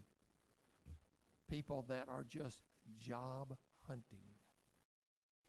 And it was my responsibility to separate the groups and come out with the best 6. I don't know who they didn't know who they were. I didn't look at names. I read the resumes. That's when I came up with my group. I watched the Citizens Advisory Committee, which we gave the responsibility of just representing the citizens. That's what they did. They didn't call me. I didn't call them. Dr. Edler, I feel like that you are threatening us. It's a very poor thing to do. We're supposed to be a board that works together. We're losing an outstanding leader in about 3 or 4 months. And then we're going to start all over. This board has had a very successful run of working with the superintendent and working with each other. And I expect it to continue that way. So, ma'am, if you feel like you need to file ethics charges against me, go for it. But that will be a mistake for the Escambia County School Board. And if I may say one thing, and Mr. Fetzko, I'll let you answer as well. I saw the same article, and, you know, freedom of speech is so prevalent right now in the news. Everybody gets to have freedom of speech. And I know you're relatively new on the board, and you have maybe not built the trust in your fellow board members that hopefully I have. I mean, I will be entering my 21st year in November. And while we may not always agree, and we may not always vote the same way, I trust the people on this board that they do what they feel is the best thing for their constituents and what they feel is the best thing for them to do in their hearts. And I just had to say that because I wanted you to know, you know, I have known these people a little bit longer than you have, and you know, articles can be written, as you know so well these days. They can pull things off of any of the internet or Facebook and put something down that would be so totally untrue and unfair. But I wanted you to say that I do believe that the people on this board are going about this with due diligence. And can I see if Mr. Fetzko wants to respond, since he was one of the ones in the article? Mr. Fetzko? Yes, ma'am, I will. I'll say that in my 38 years working in education, in the last 12, especially at the district level, I can't tell you the number of times that people have conspired and said, oh, this is a done deal. So-and-so's going to do this, and so-and-so's going to do this. And I don't know what kind of degree or what kind of skills they had in predictions and reading the future, but more times than not, they were absolutely wrong. And I have in no way made a decision about who is going to be in the superintendency at this point. I'm waiting for our process to unfold as it's supposed to. I am taking this as serious as anybody else. I have read every word multiple times on the people who've applied. I had told a story one time about the first time I applied for a job and how literally the person who interviewed laughed in my face and told me I didn't know anybody, I wouldn't get in. And I vowed at that time that I would never do that to any candidate. I would take them seriously and I would give them the due diligence that they deserved as a professional and as a human being. To think that somebody already knows what I'm going to do, that is ludicrous. I agree. People could file whatever kind of complaints or ethics violations they think. For me to do to make the decision that I will make at the end for the candidates who are left is going to be done for the right reasons and with the clarity and the Christian moral ethics that I will always try to demonstrate. So, whether or not we have 3 candidates we move in with, 9 candidates, 1 candidate, no, we won't have 1 at this point. I'm still good with going with the 6 or the 9, leaving it open and doing that. But I'm going to do it for the right reason, not because some conspiracy theorist is out there trying to stir up trouble because they don't like it when things do and run smoothly, and they want to make the prediction and say, see, I told you. See, I told you. Those are the people we should not be listening to. They're the ones who are not in it for the right reason, but only to increase their notoriety with whoever it is that would listen to them. I'm done. Thank you, Mr. Fetzko. Dr. Edler. Thank you. Let me say to my learned colleagues, not once did I call anybody's name. I did not make a threat. In fact, I qualified and said it was not a threat, it was a promise. I don't need your permission or approval to file anything that I want to file. And if you're listening to what I said that if I find any indication that there is truth in the allegations, this is not a threat, it is a promise that I will file ethic charges. I don't need your permission or approval. I don't need your aggressive tone. I'm not intimidated by anybody. I believe just as you have the right to freedom of speech, so do I. Thank you, ma'am. Dr. Vogel, I have a question. When I started the conversation about adding somebody, I suggested that we just go back to the 10 or we go to the 9. Would it be your best advice that if we wanted to add anyone, that we would make a motion to say add number 14 and then see whether the whole group wanted to add 14, or do we need to do it as a group? It seems to me it might be easier if you're going to add, because all of us have done our homework and all of us had our own list.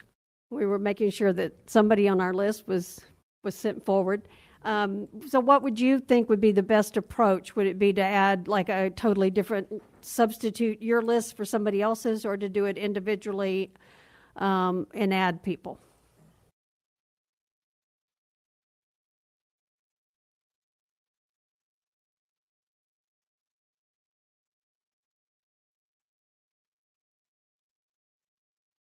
While we're waiting on him, Madam Chair, Yes. I think I just reserved the right to make a motion to add the 6 to committee, and then somebody can try to amend it. Well, it's on the board that those are the 6 semifinalists. Okay. Okay. And so what would happen would be, I might say, I moved to add number whatever. Okay. And then if I got a second, Okay. I've watched other board meetings and that's kind of what's happened, but I didn't know whether there were, whether that person just had that one one person they want to be sure we got to see a semifinalist. I was really trying to do a larger number of people to look at, but I'm willing to do whatever the board's desire is. Dr. Vogel? Madam Chair, Yes. I would like to recommend that we do individual ads Okay. after the original motion is taken. Okay. Because I think all of us have done homework, and we may have some people that would get more people on their side than others. So, but the 6 that will be on there are the 6 that were sent from the group. Okay. So we know where we're going. Would you like to have so that you can look at it? Can you hear me, Ms. Hightower? Yes, Dr. Vogel. Hightower, Thank can you hear you. me? Okay, good. Okay, I'm sorry. I was going in and out. Okay, here's what what I've heard. If I can go through this. Okay, I think I heard a consensus that I'm not sure if Dr. Edler was in agreement, but is it an agreement for the board for all of the 6 that the committee recommended for further consideration? And let's maybe start there. And then I like your idea. I'll go through the numbers, and then if we have a majority of board members that want to add that, then we can add those too. If that sounds all right. I've got all the other numbers and the names right in front of me. Okay, do we want to do that here? Or We do you can want do to it right now if you'd Tuesday like. night? Tuesday night. They'd rather do it Tuesday night. Okay, fine. We'll be prepared on Tuesday night. Then we'll go ahead and basically these 6 are accepted by all the board members to move on. And then tomorrow night, we will go through starting with the numbers that that the committee recommended, some of the committee members, those 10, and then we'll go back through everyone else, and we'll work to get consensus of the board and approval of the list that will be semifinalists. Does that Okay. sound okay? Yeah, the only thing is, I'm not sure that we have consensus on the 6, because there's some of the people that are on the 6 are not on Dr. Edler's list. Yes, So- I saw that. Yeah, And that's, so what I'm proposing is, since they don't want to go through it right now, is that, we'll pull that item. Well, it doesn't have to be pulled, it's under board. So when we Right, get to that right. item, the motion would be that we accept the 6 names from the advisory Correct. committee for consideration as semifinalists. At that point, if anyone on the board wants to make a motion to add someone or to not add someone, then the board would so if they get a second, we vote on it. If they don't get a second, it dies. So okay. that's what I'm seeing from my board members, that they want to do it on Tuesday night and not here. That sounds like we're fine with that, and we'll be prepared to go ahead and facilitate that process then. And whatever names are moved forward, we will make sure Ms. Buswell sends you something after the meeting so that you'll know what names are our semifinalists.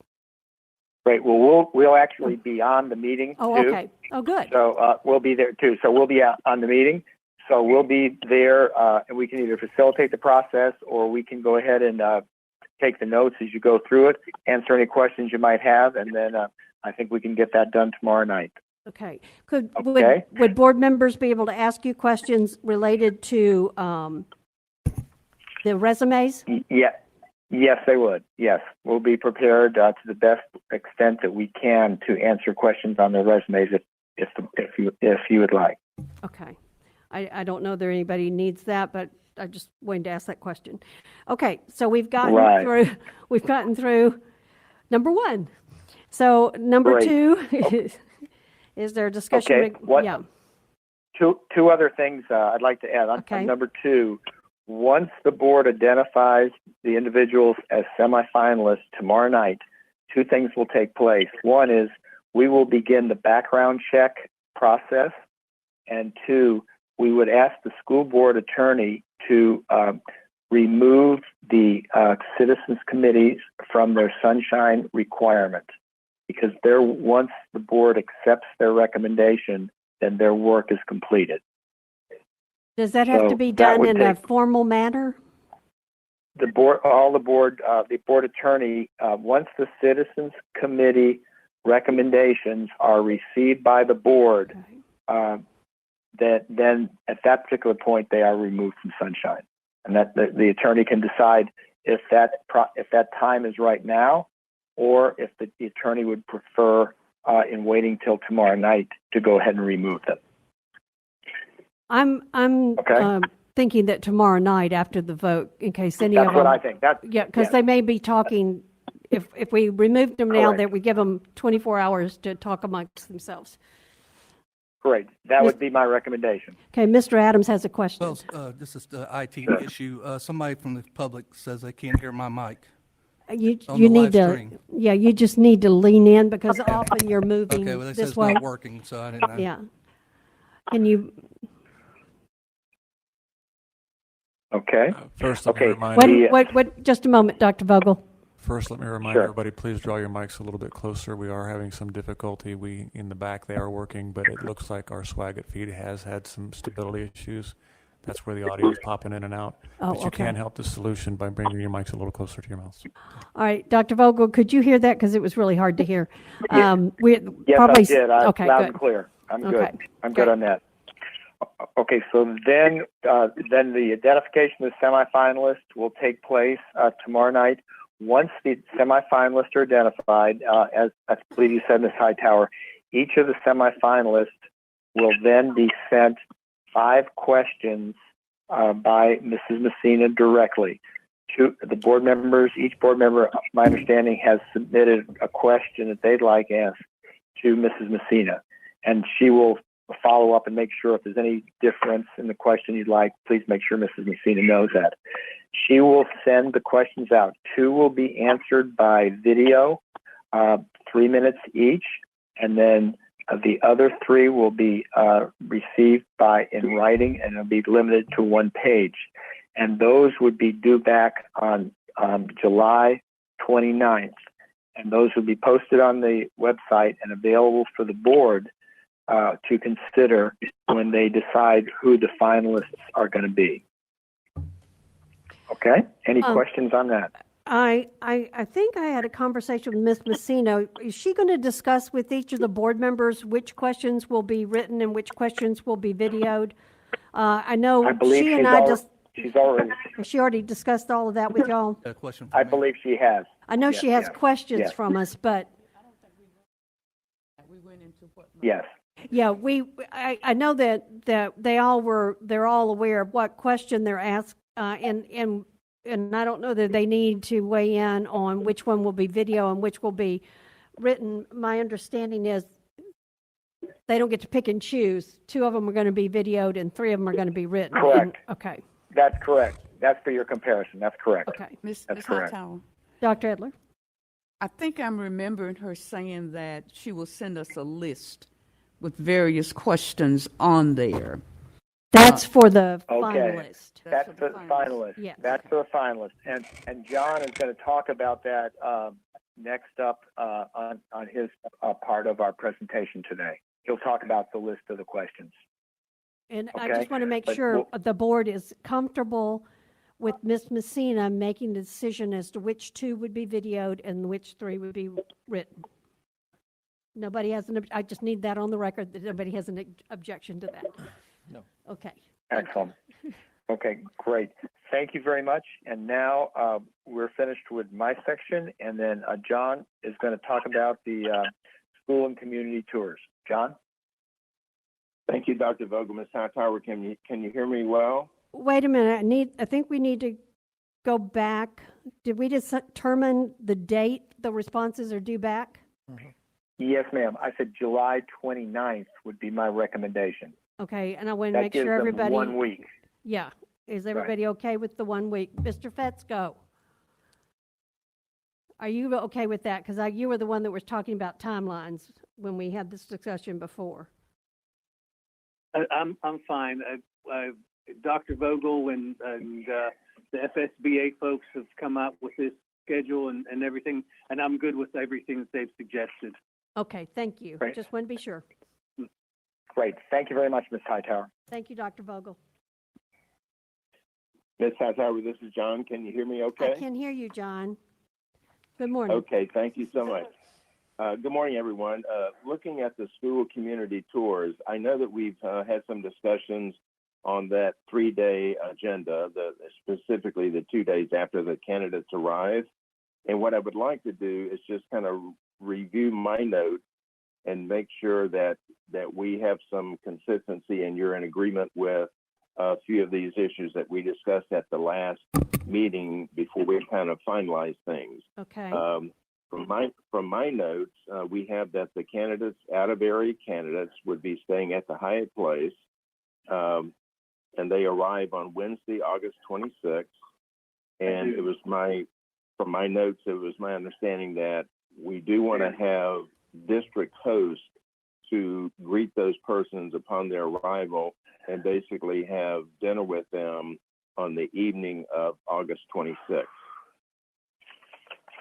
Correct. Okay, and then moving on to Thursday, August 27th, whichever hosts are assigned to them for the dinner, whether it be 3, 4, or 5 finalists, the same host would be identified to more or less escort and be more or less your county ambassador for the event of Thursday, August 27th. And that morning, I understand that the Education Foundation would provide a morning breakfast on site there at the district office. Correct.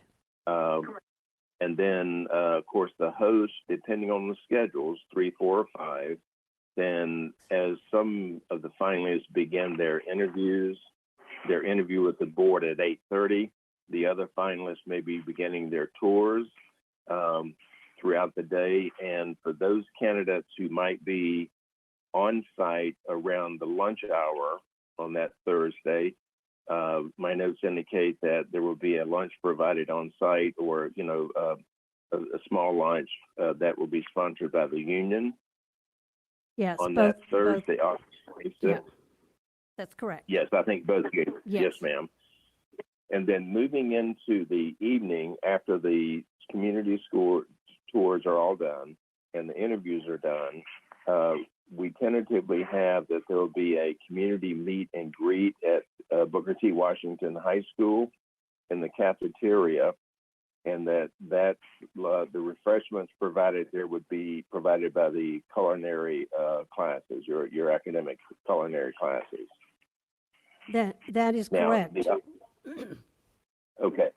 Now, the option, should the current conditions maybe jeopardize any face-to-face meetings, there's an option that Ms. Messina has developed and we use down in Sarasota, whereby during that day, Thursday, August 27th, as the candidates are being interviewed by the school board, there is a site that is set up that they can submit questions for candidates. They can be specific questions for candidates, or they can be general questions.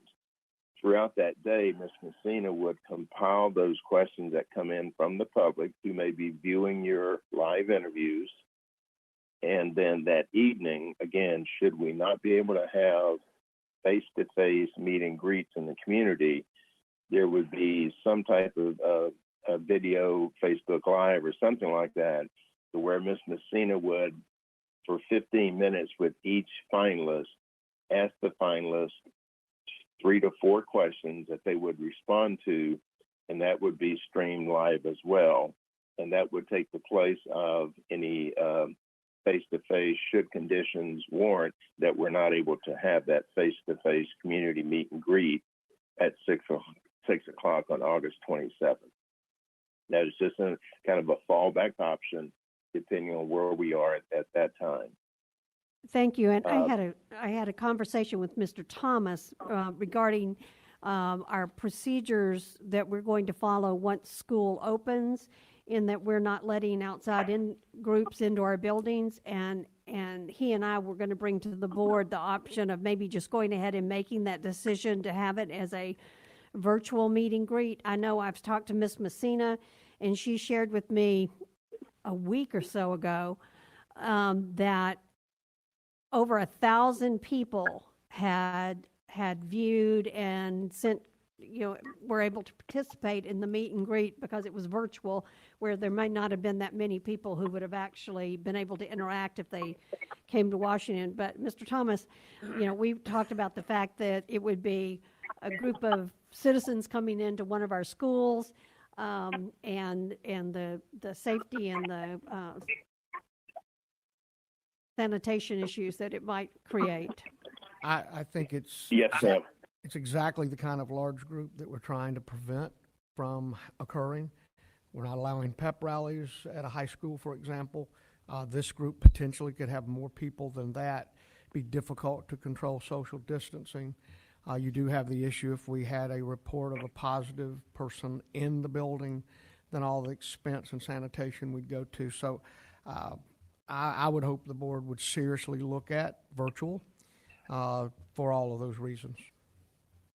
Comments from my board? Mr. Slayton? Well, I agree that the possibilities are wide open, because even when we are in larger groups, such as going to church, you're kind of familiar with the crowd and you know who to hang around with and who not to, and you sit in your pew. We just don't know. I think if we cannot offer it to the community, then yeah, I think it's possibly the best thing to do. Would that be in this room? Is that what you're looking, the possibility? It could be in any room. It's virtual, so any place we could. I think Now, Ms. this room Messina, is equipped so well. Ms. Messina sent y'all, didn't we send you a clip from where they did that in Sarasota? We sent that out. And Mr. Thomas and I and Ms. Buswell has been reaching out to IT to see where the best place would be. And we actually have more capability than just this room, because it was kind of a more, I guess they could get up here and be on one end of each one of them on one end, but it seemed like it was a little, there was still more than 6 feet between them, but it was still a little smaller room than this. But This would be the group would be in the same place. it would be one person at a, is that correct, Mr. Reichert? There was one person at a Yes, time, yes, and they did Yes, 15 ma'am. minutes. So you don't need to yes, ma'am. separate. And if I could, what we would do, if I'm kind of getting the feeling we're going to go virtual, is that at the bottom of this schedule that we have, we would actually publicize the specific time. Let's say at 6 o'clock, there would be your stream live question and answer from Ms. Messina and the candidate. So that really, other than the IT staff, that is the only persons who would be involved or in the room or the setting that we have for this Q&A with Andrea and the finalists. And really where there's a 5-minute changeover from each session. So each candidate would have their 15 minutes with Ms. Messina. Then that candidate leaves, the other candidate comes in. Ms. Messina has 15 minutes Q&A. The other person comes in and they round robin and rotate through until all candidates have had their chance for the interview. So that is the concept. So there really is no other persons other than your FSBA folks, your IT folks, and Ms. Messina and the finalists who will be in the room that will be available to live stream the Q&A session. And I want to remind, excuse me, one thing that you said was the questions that she asked are questions that are gleaned from the community sending in questions at this particular event. Yes, ma'am. The questions are, there's a site that will be opened up when the first interview begins on that Thursday morning at 8:30. And those are the And as I interviews with said, the board. Yes, ma'am. The one-on-one interviews that the board member, that the board as a body has with each of the finalists. Right. And throughout the day, there may be repetitive questions, which Ms. Messina kind of monitors that. And by the time the evening session starts at 6 p.m., then she has the questions for each of the candidates, and they may be some specific questions and/or there may be general questions. Okay. I wanted to be sure that it was the public that was helping generate those questions. It wasn't, we and the board will have gone through our questions with them that morning and afternoon and as long as possible. Yes. And then these are public generated questions, and what would happen, you might, what I had envisioned would happen if we did a meet and greet was we'd be like at Washington Heights cafeteria, however many finalists there would be, one would be, there's not good corners in the Washington cafeteria, but anyway, be in different places, public could go up, they would have each one of them would have a certain time that they would speak, and then people could meet and greet with them. This way, they have a specific time that they would be on the air, but it would be recorded so that if they weren't available at that particular moment in time, they'd have the opportunity to go back and watch it, at their own convenience. That is correct, Ms. Hunt. Yes, that's correct. And I think if we look back at the Sarasota event, throughout that day, by the next morning, there were about 1,000 views of those Q&A sessions from the previous evening. Ms. Messina, we kind of talked and prepped for this yesterday a little bit, and she checked that site again, and there had been right at 1,600 views when she checked it yesterday. So this technically and really is, you get a lot more access from the public and opportunities for them to provide their questions and view the candidates. So those are great numbers. Yes, ma'am. Okay, thank you. I didn't mean to interrupt you. I'm sorry. No. Okay, so we'll kind of move forward with planning for the virtual concept, and I'll provide some more details at one of our future meetings. To kind of wrap up on the schedule, that Friday, August 6th, we've indicated that the finalists would have breakfast at the hotel, and then when they arrive at the district office, we'll begin the one-on-one interviews with each board member having an opportunity for a 1-hour interview one-on-one with each finalist. Those interviews will be conducted in the board offices, and I understand that the lunch provided on site that Friday would be sponsored by the County Council of PTAs. Correct. I have confirmed that with them. Thank you.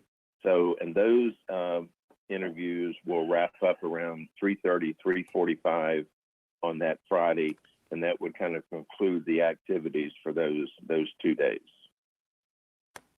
So what I will do, Ms. Hightower, is I will take this sample timeline that we've provided before. I'll fill in some of the missing blanks that are needed to be finalized now, and I'll fill that in, and I'll provide Ms. Buswell with the samples of 3, 4, or 5 finalists with all of this information included. And certainly we still have, some time to adjust if needed, but we will begin planning for the virtual community Q&A session. Thank you. Is there anyone on the board that objects to us moving to the virtual meet and greet? I just want to be sure that no one's objecting and they think that their constituents have enough input that way. Okay. All right. And then there were, are we going to go into the final question protocol now? Yes, Okay. Yes, ma'am. And I'll discuss that real quick. At this point, Ms. Hightower, what we'd like to do is to identify 5 broad areas that are addressed in our Q&A or in your questions to each of the finalists. What we have is a bank of questions in each of these areas, and I would like to tell you the 5 areas, and then if there's some discussion that the board could have to pick one of these areas per board member. We then will provide the area of bank of questions for that area to each board member, You can use that to kind of glean your questions that you would like to ask during the Thursday board interviews, or you could maybe identify some of your own. But the 5 general areas that we would like to have the questions centered around would be, one area would be general and personal leadership, which is usually we assign to the chair as kind of the kickoff the interview process. The second area is student achievement and performance accountability. The third area is instructional leadership. The fourth area is board and community relationships. And the final area is operations management, which kind of covers the broad area of human resources, operations, fiscal management, and facilities. So out of those 5 areas, if the board can at this point have discussion to maybe identify which one of these 5 areas that each member would like to ask questions on. And again, the general personal leadership, we would like to assign to the chair, since that's kind of a general kickoff and a general closing. Okay, I'll take it. You read them again? I have them here. General personal leadership is the one they decided is mine. So, good, I made my decision. All right, student Okay. achievement and performance accountability, instructional leadership, board and community relationships, and operations management. That's human resource operations, fiscal, facilities. Mr. Fetzko. On vacation. Ma'am, Coffee break. I thought I'd let you go first. Or do you want to You know what? discuss it, hear our discussion and see who wants what? Well, no, at this point, truthfully, with the 4 that are left, I feel comfortable with any of them. So I will defer to the other 3 board members and let them choose first. Okay, so if y'all don't I- choose, I get to assign, so just remember that. Okay. Actually, a sign. I'm okay. They're all going to be asked.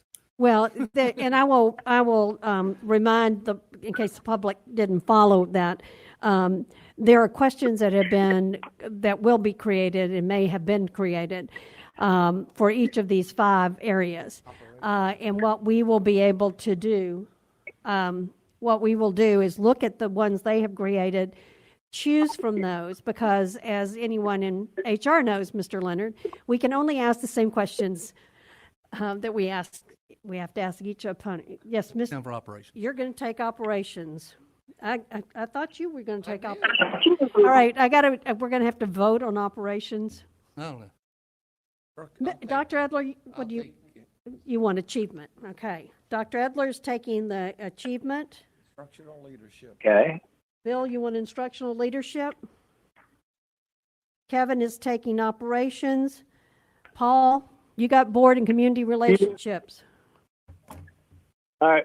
Well, you know what? I was going to say, Mr. Slayton, would you switch with me? Let me take instructional leadership, because you've been on the board a lot longer and worked with the community. You would have a better understanding of that than somebody who's newer.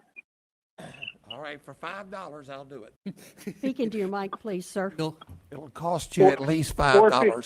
Bill, Yes, that'll be- $4.50, okay, $4.50. that'll be a conspiracy theory of one of these blogs. Well, that's probably true. Go ahead. All right, so now I have the chair is taking general personal leadership. Okay. Student achievement, performance, accountability is Dr. Edler. Instructional leadership is Paul. Yep. Okay, board and community relationships is Bill. And then Kevin has the operations piece. And I will, they'll send you, for you to pick from your specific area, but we will also get all of the questions so that if Mr. Adams doesn't pick a question that I want to hear answered, those would be it's my understanding, those would be some questions that we would ask in our one-on-one, if somebody didn't cover something that we thought No. should be covered. Is that correct? Correct. Okay. Right. And all of you got the final finalist question protocol. I had asked Ms. Messina if she had, excuse me, had anything that she could share with us, because all of us are not HR professionals, and it was just kind of a, don't ask this kind of thing. So I appreciated that. Can't say how long were you in jail? As Mr. Slayton says, you can't ask how long you were in jail. So, is there, y'all, yeah, there's the questions. They're attached to our agenda in case the public wants to look at the things that we can't ask. We'll get in trouble if we ask them. So is there anything else under the appointed superintendent thing? This is really getting real now, folks. It sure is. Thank you. We'll be on the call tomorrow evening then and Okay. work with you on determining the semifinalists. Okay. Thank you, Dr. Vogel. Anything you. else? All right. Thank you both. I think we're Thank you, good. Ms. Y'all have a good day. Thank you, Ms. Hightower. Yes, ma'am. Thank you, Ms. Bye-bye. Hightower. Bye. All right, it's now 11 o'clock. Do you want to go back to your, Well, or you want us to take a break? I do, but I have Dr. Lanza Oh, is Dr. Lanza here? is here. Oh, he is and here, I've asked yes. him to come. Our time is really off, Yeah. and so we're going to feel kind of fragmented. But since he has agreed to come, I hate to, I want to break as much as anybody else. Thank But you. Thank with you. him being here, he's actually on leave. He's on leave. He's And taking so time I- out of his day. I want to take a moment as he comes forward to thank Dr. Lanza for decades of leadership with our students, community health in our community. He has been a great friend to our district, has always advocated for children health issues long before having a health tech or a nurse was popular or even affordable. Dr. Lanza stepped up with ways to help us do that. Unfortunately, his budget was cut over time and he wasn't able to continue, but we were able to find a way to keep that going. And his connection and his effort at the health department's been phenomenal. If I call him, he answers. And through the last couple of months, we've had a lot of conversations. I value his opinion, I value his friendship. I just thank you, Dr. Lanza, for your leadership to our community. Thank you. Thank you, Dr. Lanza. It's good to see you, because I remember back when I was just the PTA person, and you helped us with our Getting Nurses in School resolution that we got passed at the Florida PTA, so appreciate that. I believe that you invited him here because I wanted somebody, you had told me you'd been having conversations about the reopening of school, and so he came to kind of give us the Escambia County's Department of Health information. Is that correct? Yeah, he Okay. can talk about anything else he wants to say, but Okay. Dr. Lanza and I had a conversation last week about reopening schools. To be honest, we were debating whether we should. We're kind of in a box because I have an executive order that requires that brick and mortar open by a certain timeline. And so I asked Dr. Lanza, I said, tell me, from the health department's point of view, is there an advantage to delay? And I'll let Dr. Lanza finish the answer to the question. Before we get into that, I just wanted to introduce Marie Mott, who is my replacement back there. Oh, hey. Health department, been in health department, my health Thank you department for employee. stepping in. Yes, especially in these You'd have to times. stay otherwise, right? Yeah, she's been my employee for about 13 years. Her background is actually she's an attorney who then went into more nutrition and administration. But she has agreed to take over. My last day is the 31st of July. So this is probably the last time I'll speak before any board anywhere. Well, I want to tell you how much I appreciate it, because I have heard from various board members around the state that you're in the minority that will come and speak to us. So thank you for that. Well, okay, thank you. Actually, I haven't spoken before this board in many years. I get the opportunity to speak before the county commission fairly frequently, including last week, in which this issue actually came up about schools. I think Commissioner Burgash was very inquisitive about the ability to open up the schools and these sort of things. But it's, as the superintendent said, there is a requirement that the brick and mortar part of the school be open. But of course, you've added two other options, virtual and then you don't call it Remote. hybrid, but Remote. it's the Remote. the remote one. So hearing all the arguments from the CDC, from the American Academy of Pediatrics, from what the Florida Department of Health puts out there, I decided, well, let me ask my almost 9-year-old granddaughter what she prefers. So I did. So without trying to lead her, I asked her, what would you rather do? Be in front of the TV, be at home, you do whatever you want, or would you rather be at school where you had to pay attention to the teacher and, pay attention to time and that sort of stuff? So I wasn't trying to lead her. And she said she would much rather be at school with her teacher and her friends. So that's a one-person poll, but I trust her. She's very smart. So my intuition as a grandfather and father, and being backed up by the American Academy of Pediatrics, the CDC, and the State Surgeon General, is that kids need to be back in school in some form or other. And that, of course, is at the discretion, state law, of course, it's state law, they have to be back at school. But how that happens, the governor has given the school districts the discretion on how to do that. Brick and mortar versus what was the other one, the middle one? Remote. Remote, I remember remote, versus the virtual. My granddaughter said she did not particularly care for the virtual. At 8 or 9, I can see that. I have been a teacher, professor, University of Florida a long time ago, but most recently at University of West Florida. I've taught face-to-face for the past 20 years in the exercise science and community health department, and the past 15 or 16 years in the Department of Public Health. I teach face-to-face in one, virtually in the public health one. I enjoy teaching face-to-face. I enjoy teaching virtual. I'm not sure how effective virtual is in someone less than 12 years of age. It's just my opinion. I think you cannot substitute for a teacher. It's funny because my granddaughter was going into 4th grade at Lipscomb. I was just thinking, do I remember the name of my 4th grade teacher? Mrs. Boatwright. She made a really big impression on me. And I just think that person right in front of you, teaching you in a safe manner, of course, is the best way to go. But it's up to the parents, it's up to state law. If they want to go remote, if they want to go virtual, that's fine. But I think it's so important that the kids get back into school.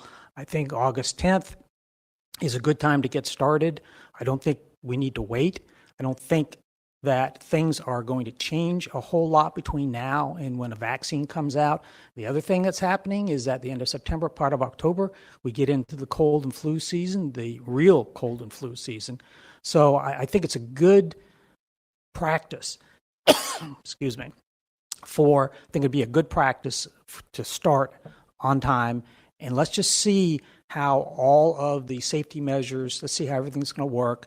Fine-tune things if things need to be adjusted. We're at the health department. We have been working with daycares. We know what happens in close environments. We're prepared to address that. I have my whole 9 nurses in my school health team are ready to be available to help the schools out in any way they need.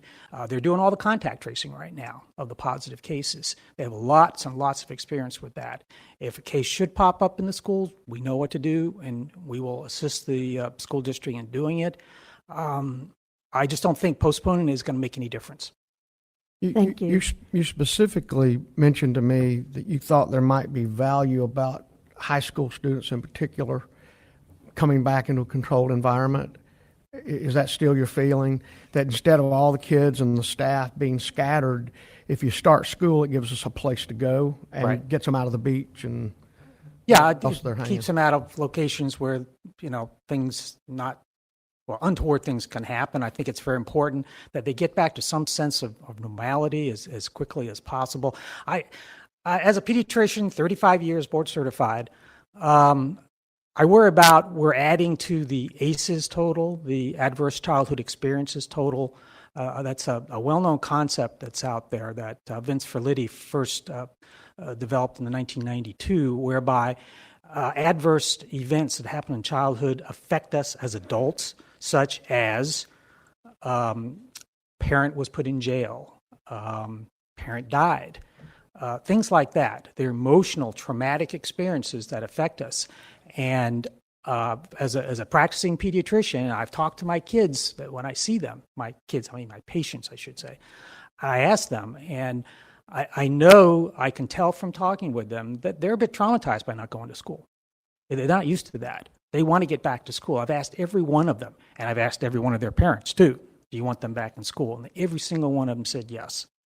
So I think that keeping them out any longer than they have to, as long as they can return in a safe manner, very, very important, as long as they can return in a safe manner, I think it's important they get back to school. I have read the school district's website, the template for getting back to school. It seems to incorporate as many of the American Academy of Pediatrics, CDC, and Florida Department of Health guidelines. They're just guidelines.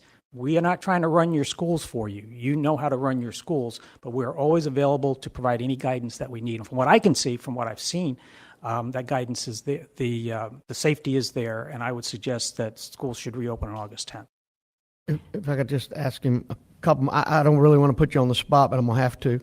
The two hot issues, delay school and then mandatory mask. We're expecting people to wear masks, but there will be times we can socially distance, even in a classroom.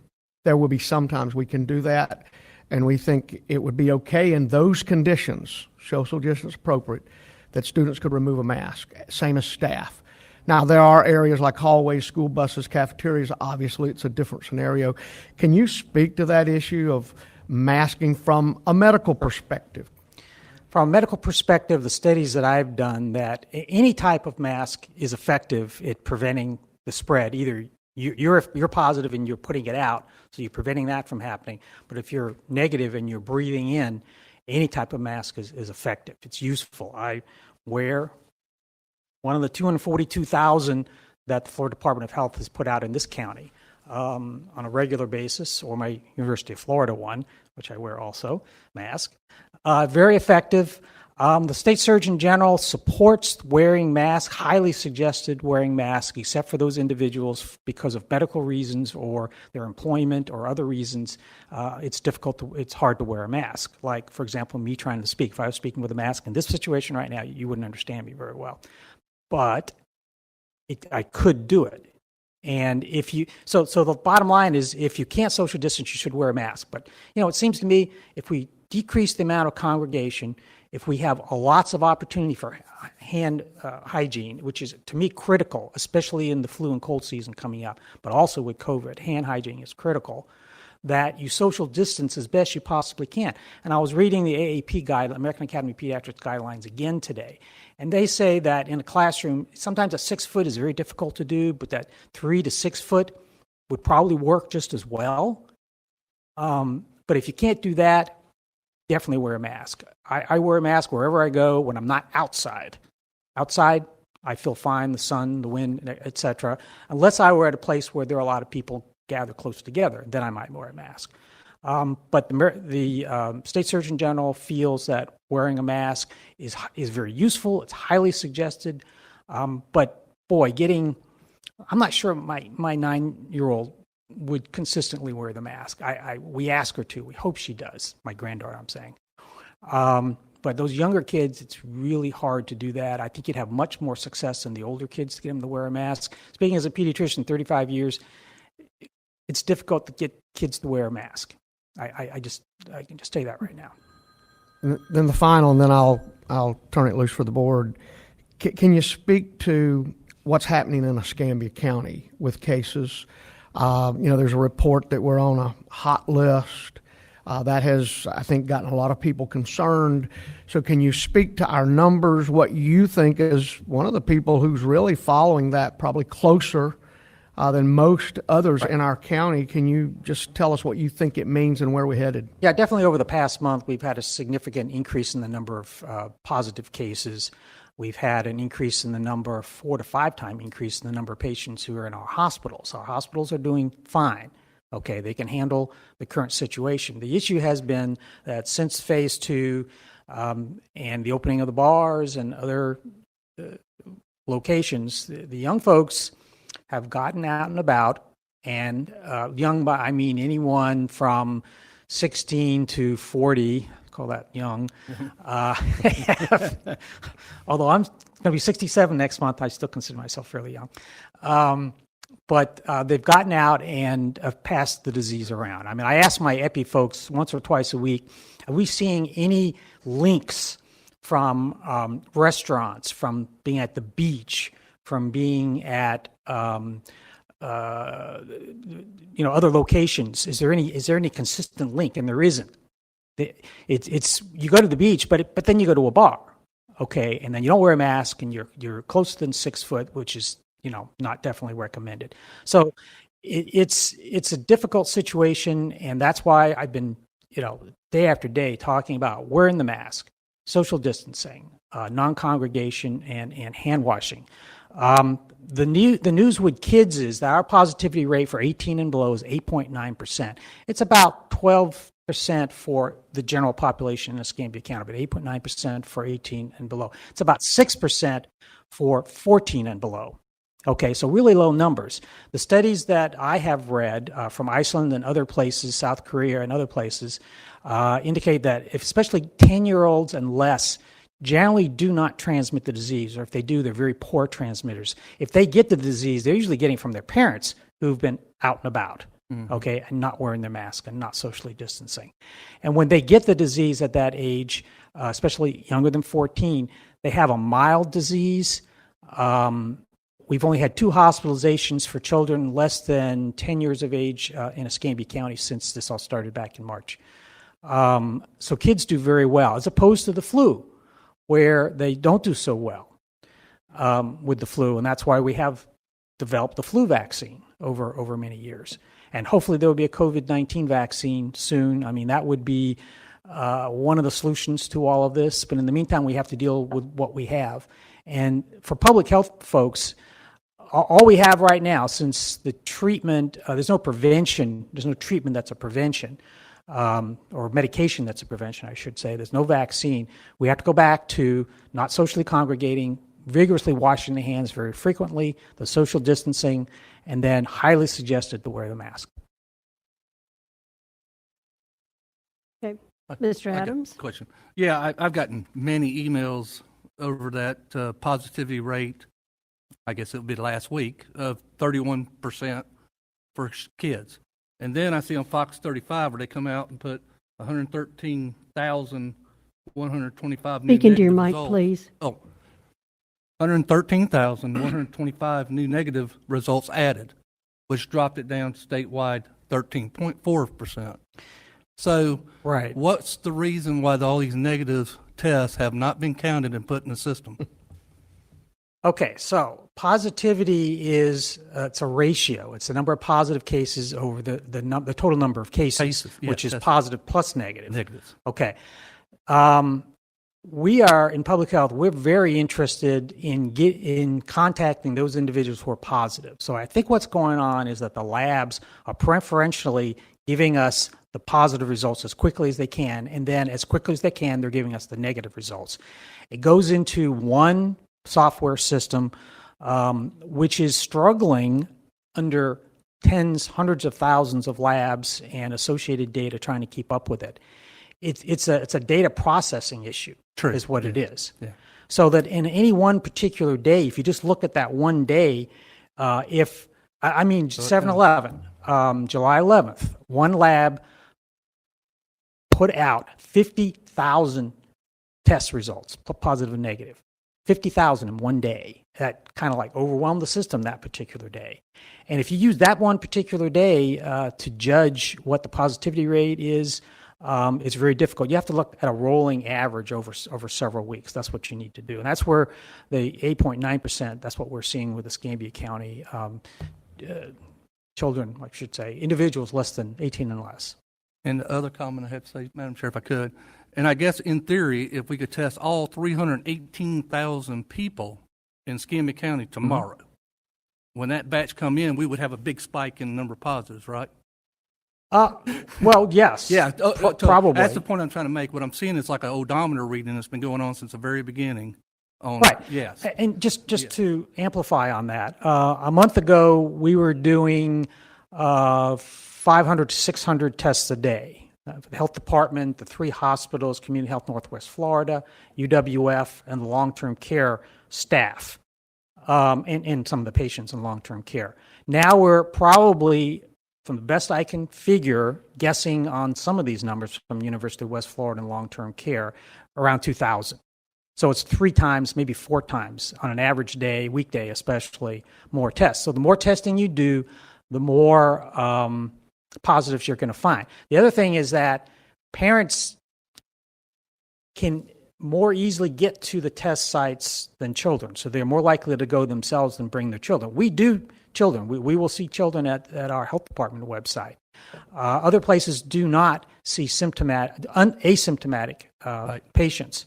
So they're going to be disproportionately not tested. If that's my, sorry, my English was never that great, but, but the kids aren't tested, in as high a proportion as the adults are tested. So when you have positives, it's going to be a more significant number. Thank you. Dr. Edler, you have a question? Yeah. The mic. This is a time when people are panicking and looking for solutions. And so I want to know, to your knowledge, is this a myth or a fact? That if you take an antibiotic and kind of rub it in the nostril, is that you can prevent getting the virus? Do you have any information as to whether that's a myth or a fact? I can tell you if you use Bactroban or another antibiotic and put it in the nose, that is a good prevention for Staphylococcus infection, and we use that as pediatrics to treat chronic staph infections, but it will not do anything for COVID. So sort of a concept, yeah, there is a concept there, but wrong The organism. wrong reason. You have a question? No, I don't. Mr. Fetzko, do you have any questions at this time? No, ma'am. At this point, I too want to thank Dr. Lanza for his years of service and his dedication to the community and to children, and his work with the school district. I've appreciated it, relied on his information, his integrity, his character, and his willingness to step forward and tackle the things that need to happen. The information given is very much appreciated, and it helps me in thinking through this in a calm, clear, and much more organized manner. Thank you. Dr. Lanza, I too have grandchildren that will share with me, whether they want to go back to school. I have some nieces and nephews that have decided the computer is their enemy now because of having to go virtual for 2 months, and it could be the best thing that ever happened to parents not wanting to have their kids in front of a screen forever. Because they're tired of being in front of the screen. But I'd asked this scenario earlier in the meeting, and I just want to ask you how the Department of Health works. I had a parent call me. The father had tested positive. I don't know how he got a test that got him his results in 2 days, but he did something that got it maybe where he works or whatever, has a special thing. So they isolated him, but mom and the kids went to get tested. When she sent me the email, it had been 7 days since they were tested. She had gotten her results, but the students had not. And when I asked Mr. Thomas, what would the expectation be for the parent to keep home the students, he said we would follow Department of Health guidelines. So I'm asking you, so when you call, I assume you called the family because there was a positive in their case. Right. So what happens then? I mean, because when we have people that maybe think they've been exposed, but they're having to wait 7 days to get a test result. What is the best course of action for those people? You know, like if you called somebody who worked with this gentleman and said, there's, a coworker of yours tested positive, and we're doing the contact to tell you whatever you tell them. Would that person then automatically go get tested and not come to work because they may be carrying the disease? Or if they wear a mask, they can still come to work if they're not having symptoms? If neither were wearing a mask, that becomes important. If they weren't socially distancing, and you can't do that in a family, obviously. We would say did you say that the mother had tested positive after 7 days? No, hadn't tested positive hers after was 7 days. negative, but So they there'd be still hadn't heard from the kids, so. 14 days in quarantine because they all had come in contact with presumably the father, who was the positive case, until there's a negative test that comes back. Okay, and just one negative would get them back. Okay. But we would, as we do with workers and other situations, we always suggest wearing a mask if you've come in contact with anyone, social distancing, non-congregation, and hand washing. And I do appreciate the fact, I mean, I know our kindergarten and first and second grade teachers have always done, I don't know what's going on with my voice, have always done an amazing job of teaching kids how to wash their hands, whether you're singing the ABC song or Twinkle, Twinkle, Little Star or Row, Row, Row Your Boat or whatever to keep them washing their hands.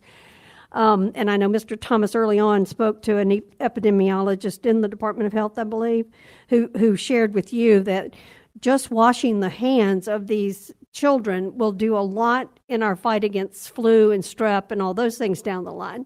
Exactly. Eyes, nose, mouth. Yeah, I think, I appreciate you coming. I know that this is not a situation where today's answer will be tomorrow's answer.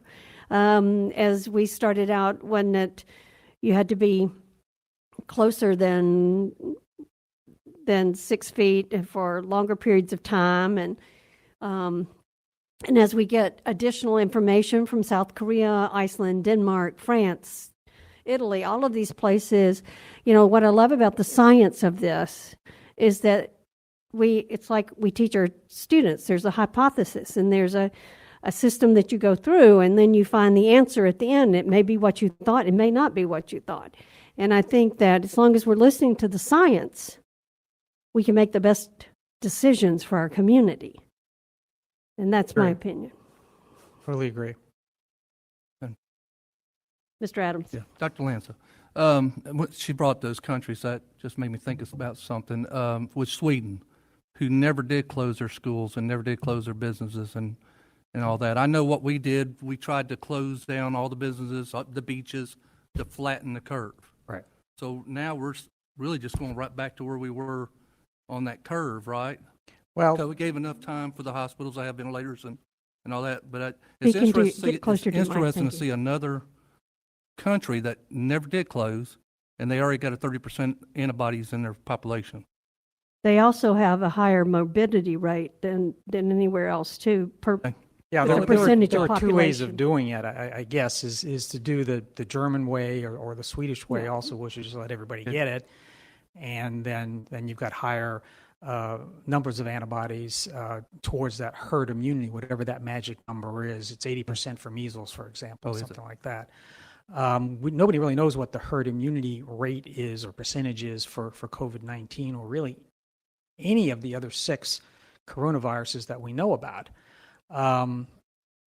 So we will find that out. As I tell my staff, there will be so many PhD dissertations from this event. It's going to be, for educators, it's going to be just a huge area for research. For the students that y'all teach, they're going to be studying this when they get into college and doing their graduate work on it. So there's some silver linings, in things, I guess, but this is an evolving issue. It's an evolving science for this particular virus. We learn more every day. Yes, we have to be nimble. That's what AAP says, and the American Academy of Pediatrics says. I think that is reasonable. Try certain ways of doing things in the schools and evaluate, and if it doesn't work, try something else. But I think that's typical of education anyhow. if it doesn't work, try something else. I mean, that makes a lot of sense. And I think we need to move forward. We need to get our kids back to school. I just worry about the trauma that we're causing them by not getting back to school. Very, very true. Well, I know that we'll have some additional conversation about the reopening when we get to that presentation, but is everybody satisfied with listening to? Thank you for coming, because I've had many conversations with the superintendent, and in our last one, and he was talking about conversations he'd had with you, and I said, do you think there would be any way to get him to come in a public meeting, help us with hearing what's going on in our community? Because I know you do get to do the county commission and you do the city council meetings, and it's our fault. We didn't invite you. So I'm sorry. I'm here. I know, and now we For know a that few we more can days. bring you. I know that I gave the board the CDC guidelines. I also have gotten a letter from the 3 hospitals about mask wearing to share with them later on. So when we get into the discussion. So I appreciate it, and we do appreciate all your years of service, and you have been such a friend to our community and have always given us such wonderful advice to keep I'm not us going safe. anywhere. I'll be back working as a pediatrician for community health. Oh, all right. Okay. I'm not going anywhere. You're Great. not going anywhere. Okay. Well, thank you for your Thank public you. service. Thank you. Thank you. Thank you, Dr. Lanza. All right. We'd like to take a 10-minute break. All right. We are recessed for 10 minutes. Recess? We're going to go to recess?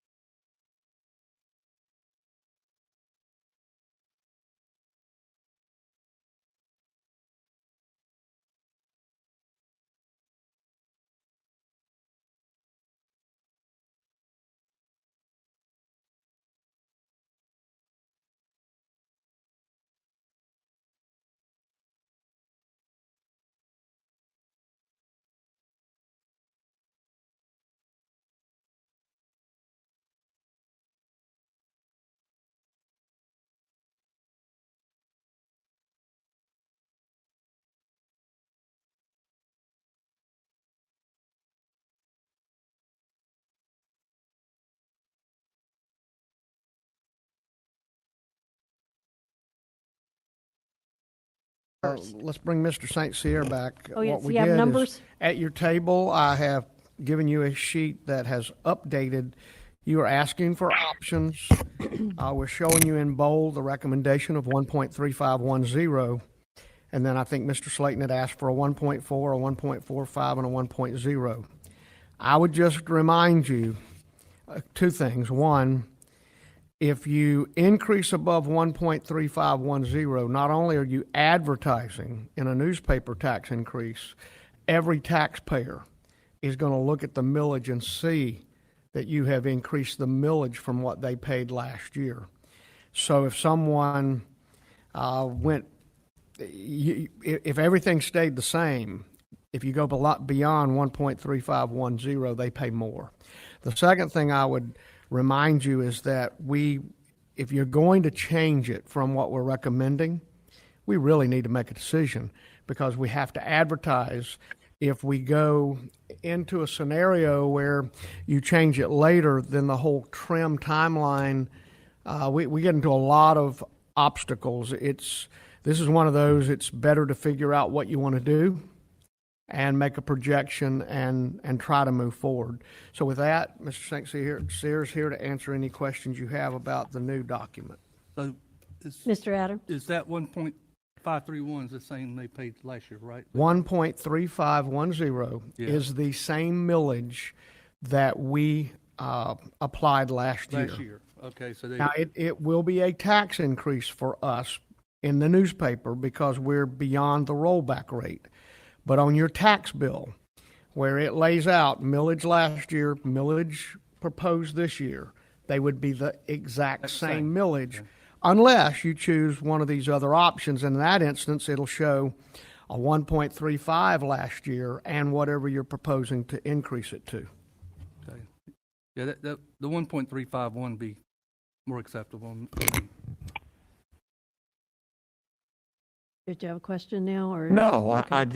I appreciate you getting this to us because I wanted to see exactly what the increases were. How substantial were they on each 0.5%? And if it's worth the pain to do that. And so this lets me have something to think about before tomorrow night. Thank you. Okay. Yeah, it's a tough decision to make, with just seeing it today and having to decide tomorrow. And I understand that it might cause you some additional paperwork, but it is the board's purview to do the budget. We can do anything you decide tomorrow night. It won't be a problem. We'll have it kicked out and it'll be done and then we'll advertise it. That's not a problem whatsoever. The issue is whether or not you want to change the millage rate from what is recommended, because Ms. McCants has all the advertisements prepared with the recommended millage rate. To change that is no problem. That won't take any time to do. We just want to do it before we get to tentative, if you could. That's Okay. my recommendation. Good. But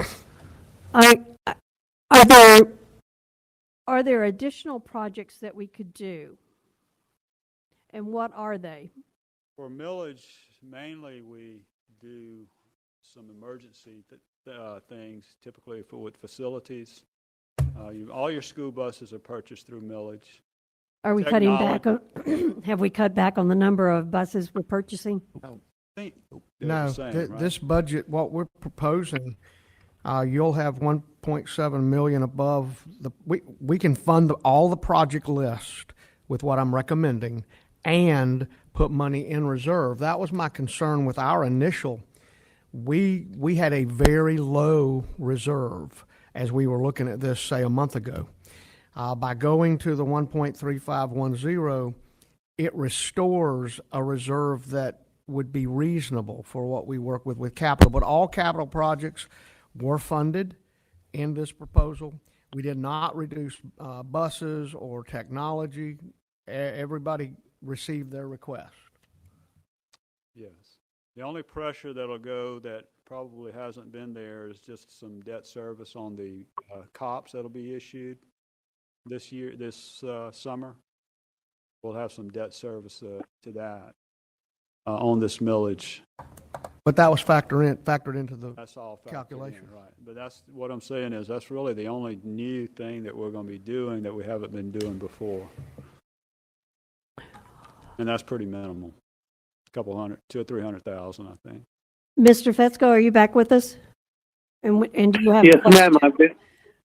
I've been here the whole time. I've listened to all that. The only thing I would ask is, could we have Ms. Buswell email that copy of that to me at some point, since I haven't seen the new projections with the changes. Okay. So I'll have that for the tomorrow evening. Yeah, well, and that way she'll get it to you right after we finish this meeting. And that way you'll have time if you Okay. need to reach out to Mr. St. Cyr or anybody on the superintendent's staff for questions, you'd be able to have that in time to do that. Right. Thank you. That's all. Okay. Any other discussion about this? We're going to have to mull it over. Okay. And I we'll- am. I what don't know she'll- about anybody else, but I am. Yes, ma'am. Ms. McCants is going to give you what the advertisements look like. Now, that'll change. So, but at least you can see where we're at, and you'll see what the revenue change is on the capital. Here. Okay? Thank you, sir.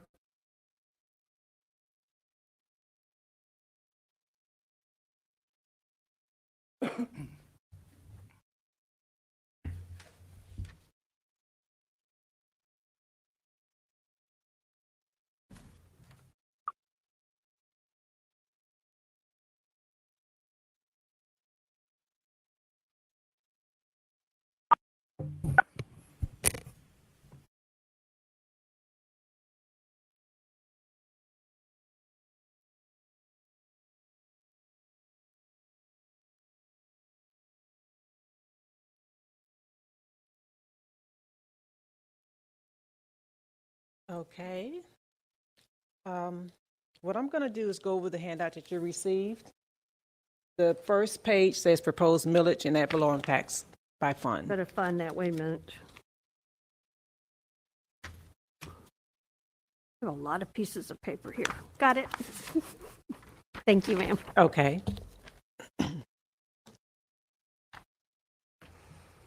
Okay, I know Mr. St. Cyr covered a lot of these, but I'm just going to go over what the different general fund and capital outlay millage rates that we're proposing, and as well as the revenue that it would generate. Of course, the required local effort is 3.829. That includes a prior period adjustment. The actual required local effort from the state is 3.825. There's a 0.004 prior period adjustment that would generate $80,028,792. And that Could is you at explain- 96%. What is that prior period adjustment? What does that mean? That means they looked at, looking at when they put together all the districts, that means that it came up to where we actually had to add more for prior period, for required local effort. We got, The original was 3.825 from the state. After the levies over the prior year, they realized, I guess based on the tax collections, that there was some revenue, there should have been more collected. And our district was one of, I don't know, maybe half in the state that we had a little adjustment they had to add to it just because of the nature. It happens about every 3 years here. And so it's just another little bit of a millage to catch up what should have been collected in prior years. It's just some calculations that is made at the tax collector level, I guess. at the or tax statewide. collector or the state level? Well, the state does it, but it's state required, It depends on right? the millage that's calculated. It's a state issue. We have no control over it. We don't. No, we do not. Well, I know, but I just don't remember ever seeing that. We've It's- had it several We years have ago. it All right, several I- times in the last few Okay. years, yes, I ma'am. probably have asked the question every time then. Well, also with the certified tax roll, when we budgeted last year, we were at 20.4 20.63 billion, but the final came in at 20.439. So the final tax roll came up less than what we were given originally. Okay, okay. Okay, discretionary operations, 0.748, which will generate 15.6 billion. That's a total of 4.577 mills, which will generate 95.6 million. This is an increase, even though the millage rate for required local effort is down from the 3.944, we would generate more revenue because of the increase in the tax roll. Capital outlay, what we're proposing, the 1.351 would generate 28.2 million, with the grand total 123.899 million. Any questions?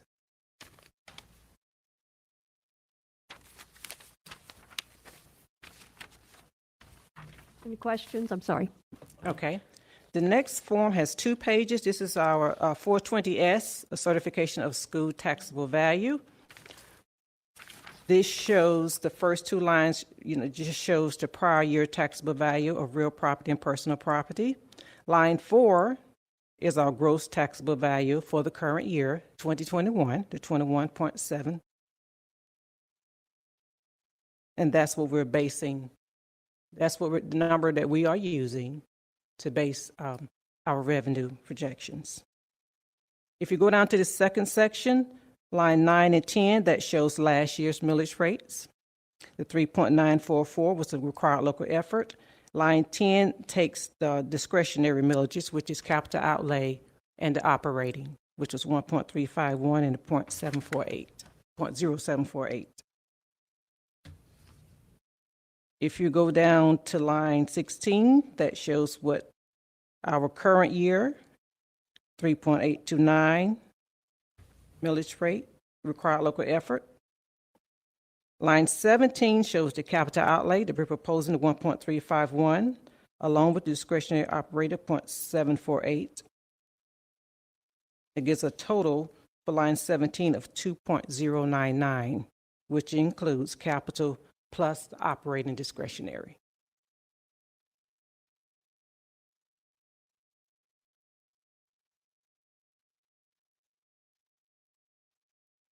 If you turn to the second page, 18 and 19, which is a calculation, where it's taking those millage rates and multiplying it by line 4, which is a certified tax roll. And line 22 shows an increase in tax rate.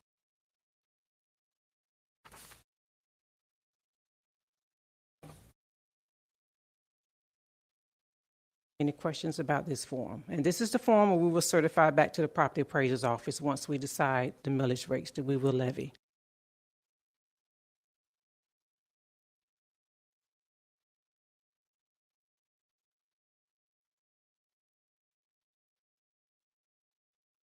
The next page will be the first of the advertisement, which is a notice of proposed tax increase.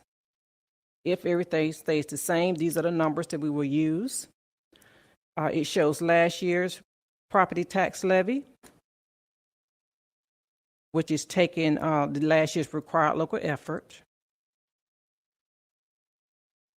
And C, which shows actual property tax levy.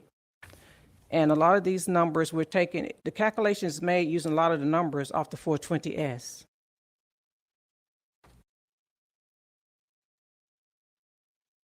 And this year's proposed tax levy comes from line 20 on 420S to 129.0 million.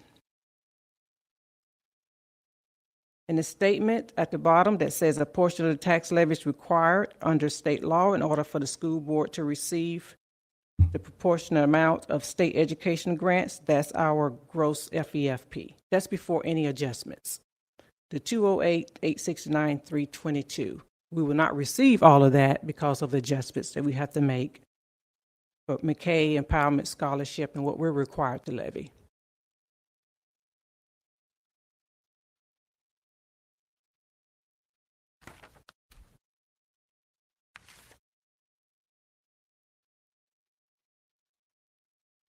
Okay, the next advertisement is the capital outlay.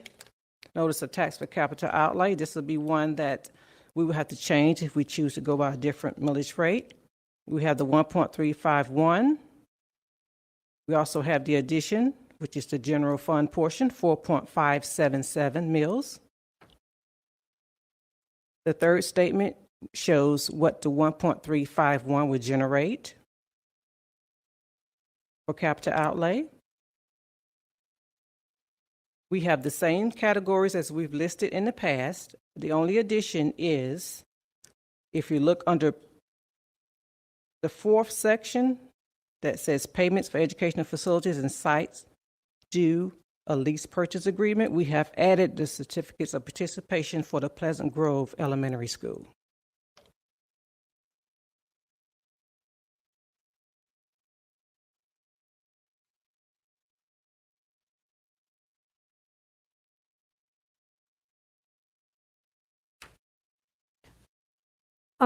We still have leased driver's ed cars?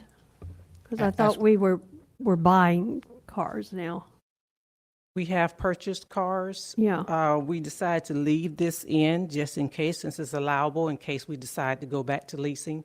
So we Okay. have that option to purchase or lease. Okay. A lot of these categories, of course, statutorily, you can't do a whole lot of changing on them, but we leave them in because you never know. So we have them in. So if we have to go to capital outlay for something and it's not on the list, well, we can't use it. So that's why we leave pretty much every category in that's eligible every year. And then if we use it, we use it. If not, at least we have it.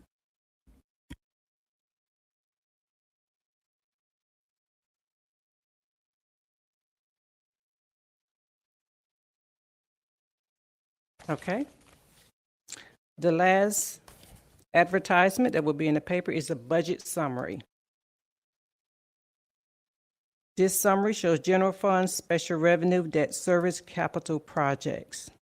It does not include internal service funds.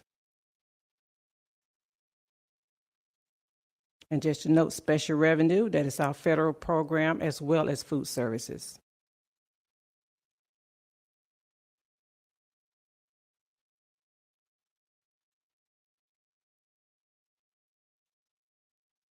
This advertisement will be proposing an increase of 7.5% more over last year's budget. Majority of that, of course, is because of a change in capital revenue, as well as the proceeds that we'll be receiving from the bond sales. We'll be bringing in $44 million debt service.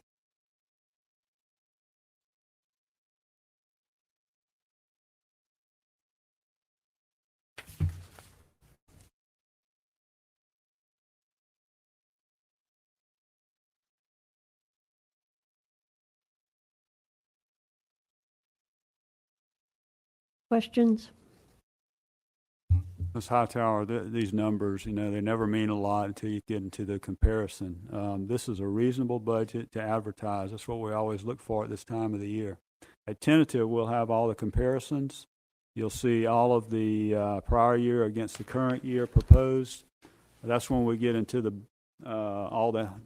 basically the supplemental books. So you see, we'll go through all of the various funds and components, millage rates compared to prior years, the list of tax roll, all of that stuff. We'll have that at tentative. So I don't get to know how the difference in the cost of the hamburger at this point. At this point, it's a scramble just trying to get an ad to the paper, as you can see. Yeah. Okay. So if we were to leave it as it is for tonight, and then when you came back to us on the 28th, we wanted to change it, what would that do?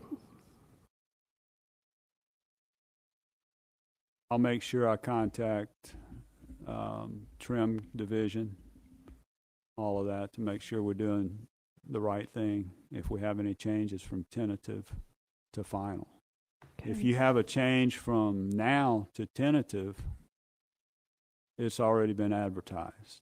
Right. So, you know, we've got to do something, if we do something on tentative, that's going to be reflected on final. I'm going to have to make sure we're doing it right. But, you know, tentative is tentative. That's why you make changes at tentative. I don't want to overstep anything. We really have never done that in my 10 years here in this district, from tentative to final. So I'm just going to keep us out of trouble. That's what your job is. I guess I'm curious, is there a majority of the board uncomfortable with the recommendation? Do we think that Can that I ask is? a question about something on the here first before we get into that conversation? Thank you. When we look at under capital outlay, and we look at new and replacement equipment for like computers and hardware, and maintenance and renovation and repair, looking into the future, I have no crystal ball. But not knowing how long COVID would be going on, we've already looked at some of the impact to sales tax. And of course, our schools are funded by sales tax, ad valorem taxes. Are there things, I know this is for this coming year and we've been told we will be fine. But in the superintendent's comments about building up the reserve, I'm kind of concerned about, do we need to make it a larger reserve in case we have to pull from those in the case of a downward trend in the coming year? I mean, what is our reserve? I mean, because evidently it was low. We can get that for you. I don't have it now, but we can Okay. get that to you today. I don't think we have any numbers offhand. Okay, I just, because I understand about keeping a reserve, and you indicated it was low, and if we're going to add to it, it's going to be adding to it, and where would I go to research what's a good reserve to have for capital outlay? I know what we have in policy for our overall district is, but is it different than that? The policy relates to general fund only. Right. For capital, you know, we'd like to have a few $1 million in reserve, several Well, million I'm there. thinking, because it covers cost of property and casualty insurance. Is this where you would go if you had a hurricane and you had some destruction of the buildings and that kind of stuff? Is that where Honestly, we would go to every bit of cash we have on hand if we needed to. That don't matter what fund it is, well, other than federal. We would go, we look at it as cash at that point, and then a bunch of due from other funds. So if we had no cash left in millage, for example, we'd go get cash from general. We'd go get cash from sales tax. I'm just saying, is there a way for us to prepare ourselves better? I think Mr. Adams probably knows more about this than I do. Well, I just had a question. Our fund balance still 10% plus, right, in this budget, right? Yes. Okay. So why are we so concerned about a couple of million? Well, I mean, This is what I'm doing capital. at this we're, time. we're, that's what we're I'm not. The capital project list we're talking about, this millage funds, it's always varied. And when we were on hard times back in 2009, what we did is you reduce school buses, for example. We don't buy as many that year. Maybe this isn't a year to buy the new cars. Things you can put off, you would. We are blessed by the sales tax. That provides so much relief in this district that you don't receive in others. And that's still, even with the turn down, going to be sizable. I mean, we're not going to go broke with sales tax. People are still going to have to buy items. They're buying cars. They're still buying. You may get hurt on tourists if they don't come. We just always like to have a little bit there in case a capital project would arise that you needed the money. We've had years where we've not had a reserve on the project list in capital outlay. We funded all the projects. We had no money left. I don't think that's a really good idea, but I don't think you need to build it up where it's $5 or $6 million sitting in a capital project reserve when you have funded all your projects that were requested, which we've done. Madam Chair, follow up? Yes. And I agree with that. I just, with this, what's happening with our society right now with this COVID and people, you know, I could see with the 1.3510, you know, going with that, but to go more at this time when our fund balance is 10% plus, and that's where I was going. Well, the with that. fund balance, the 10% issues is directly correlated with general fund, not capital. So that 10% issue is not. Right, this would be only Is capital. not part of the capital outlay. But No. I think it was just stated earlier, we do have enough buses, we're purchasing enough. There's no, We've got a good Yeah, there's no- normal capital outlay millage budget. We've not really, I don't remember cutting a bunch of requests that were reasonable. It seemed like we funded about everything we needed to fund. Okay. The reserves, I can't remember what the reserves, I would have to go back. You know, we got multiple years of funds. Every year is a different fund in millage. We've got maybe 2 or 3 years that still has reserves in them, a little bit. I mean, all that accumulates into the fund balance current year. So and that's what I was talking about advertising. If we had to go back 2 years to a millaged reserve to get something emergency, Mr. Dennis calls me up and said, I need $500,000 for something. Well, we're going to look at every year that we have reserves in it. But if something was not advertised in that year that we're looking to buy, then we can't use that year's reserves. So it's a little complicated, but it's not that bad. But we'll see. I'll get something out to you this afternoon, I hope, certainly by in the morning. And you can see what that looks like for the millage, capital millage. Okay. We've got huge reserves in sales tax by design. That fund is in good shape. Of course, the revenue looks like it's tailing off like we looked at earlier.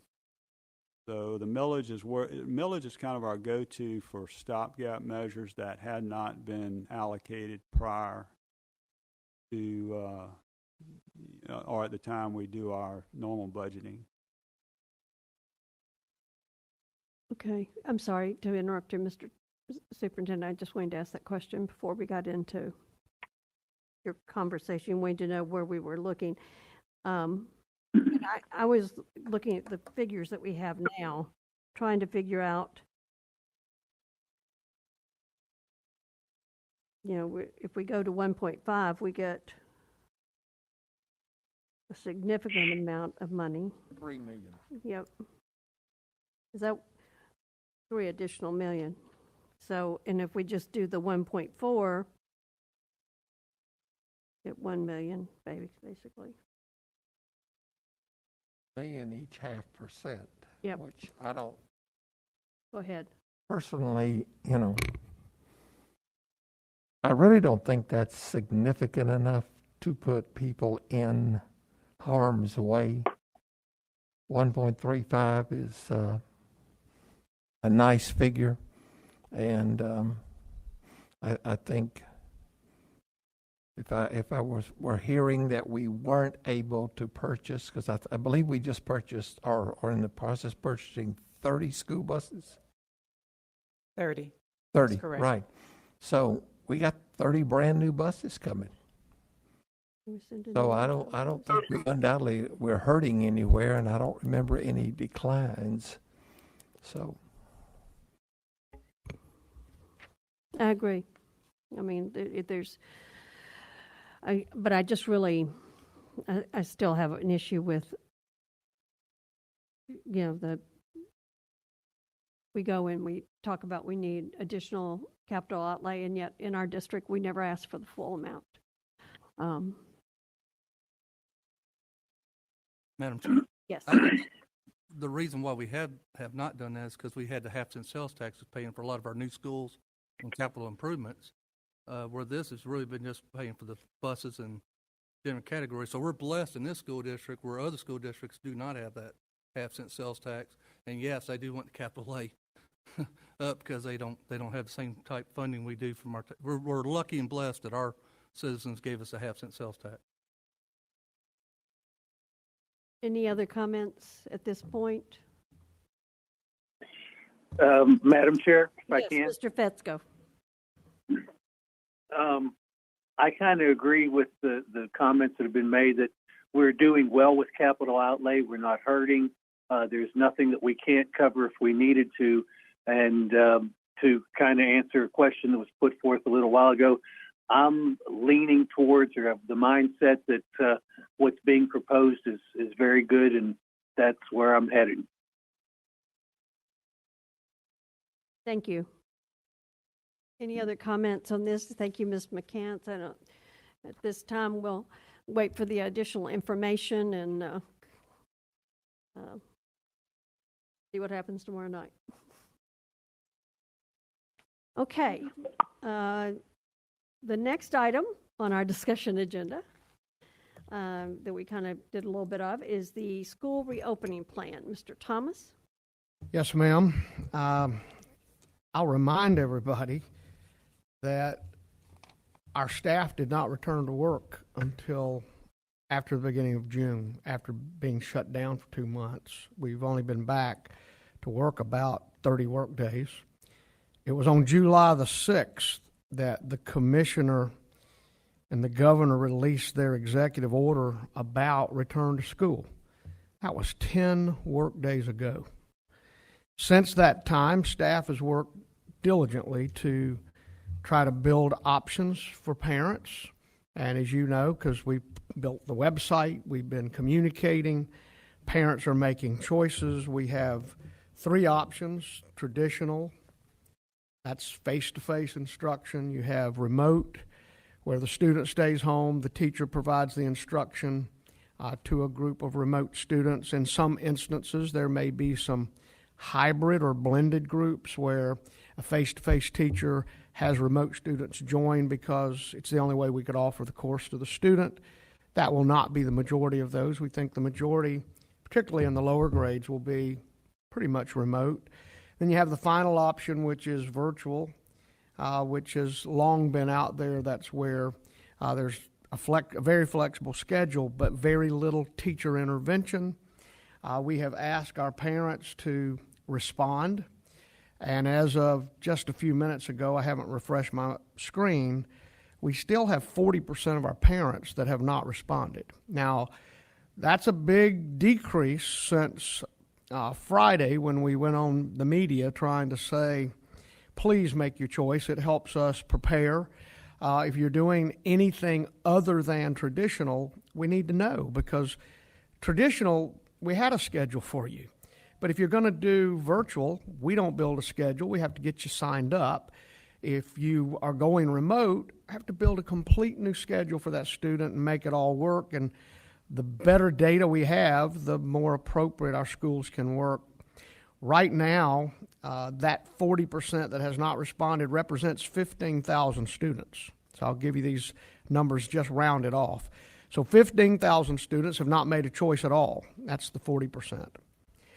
Of those that have made a choice, 10,000 choose traditional. That's about 28% of our students. 8,700, you can call it 9,000 if we just want to keep rounding to the 1,000, are choosing remote, which is about 24%. And then you have 8%, which is 3,000 students choosing virtual. So you can see, if you look at virtual and remote combined, that represents about 32%, roughly, of the students in our district. That is not 32% of the ones that made a choice. Again, I've got a large group that has not made a choice. Some of those that have not made a choice, we know we'll never get 100%. There's some of those that have moved. They're no longer here. From back in April and May, that was kind of chaotic. So we know some of those we're trying to call, they don't live there. But 40% still, a lot of people that are sitting in our community that have not made a choice. Today is the deadline, so we'll continue to give the opportunity. We're leaving that form open and available to them. Our schools have already begun to make the phone calls. They're trying to call the home directly, see if we can help. If they've had trouble with the technology, they could not log in, they couldn't find the Focus account, the data clerks and other staff at the school will start documenting and marking the choice for the parent, because we'd rather know what those parents are going to do as we move toward trying to reopen school. After tonight, you'll roll that 40% over. Mr. Adams, into your mic, please. After tonight, we roll the 40%. No, I'm not going to roll it over yet, because I'm going to continue to try to work with families, figure out. Now, there'll come a point, I mean, their schedule for traditional was always there. It's much like the beginning of every school year. In the first 8 to 10 days, we discover students that we call DNE, did not enroll, did not enter. These are students that moved, migrated someplace else over the summer. Always a number of those that don't come back. So we're not just going to flip them over. We're going to continue to try to reach out to the families, try to find out what their option is. And then schools will use that data to continue to build the appropriate schedules for the students. There's also some staffing considerations here as we talk about who's going to teach remote versus who's going to teach virtual. These virtual increases, these remote learning increases, those will be our teachers that are shifted to a different job assignment so that we can meet the demand. We're not going to hire more teachers. We have the teachers. We're going to shift where they go to serve the students that they're serving. So we're going to continue to work. I told you we'd give you an update of where we are. Our team has worked through not only the website and providing parents choices, they've also been working on a reopening manual. We'll give you a link to that later today. Remember, it's dynamic. That means that as more information becomes known to us, we continue to update and change, as is the whole remote learning concept in particular. That's one, once teachers are back, they'll weigh in very heavily of how that gets constructed. They'll build some of those lessons and some of the plans, but we do know that they're going to have contact with students every day, several times a day. The curriculum, similar to what we provide if you were sitting in a face-to-face class. We're also asking all of our traditional teachers, when they return, to have a time during the week where they practice remote learning. As we've already discussed today, there may be a time when a traditional classroom meeting face-to-face, because of a positive or potential positive with the student or the teacher, we may have to ask that class to stay out of school for a period of time. If they do, we'll try to flip those students into remote for that time they're out.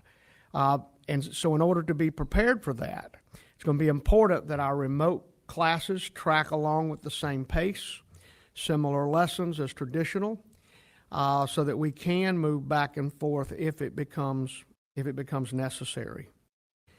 And so we're asking teachers to practice that at some time during the week while they're in the room.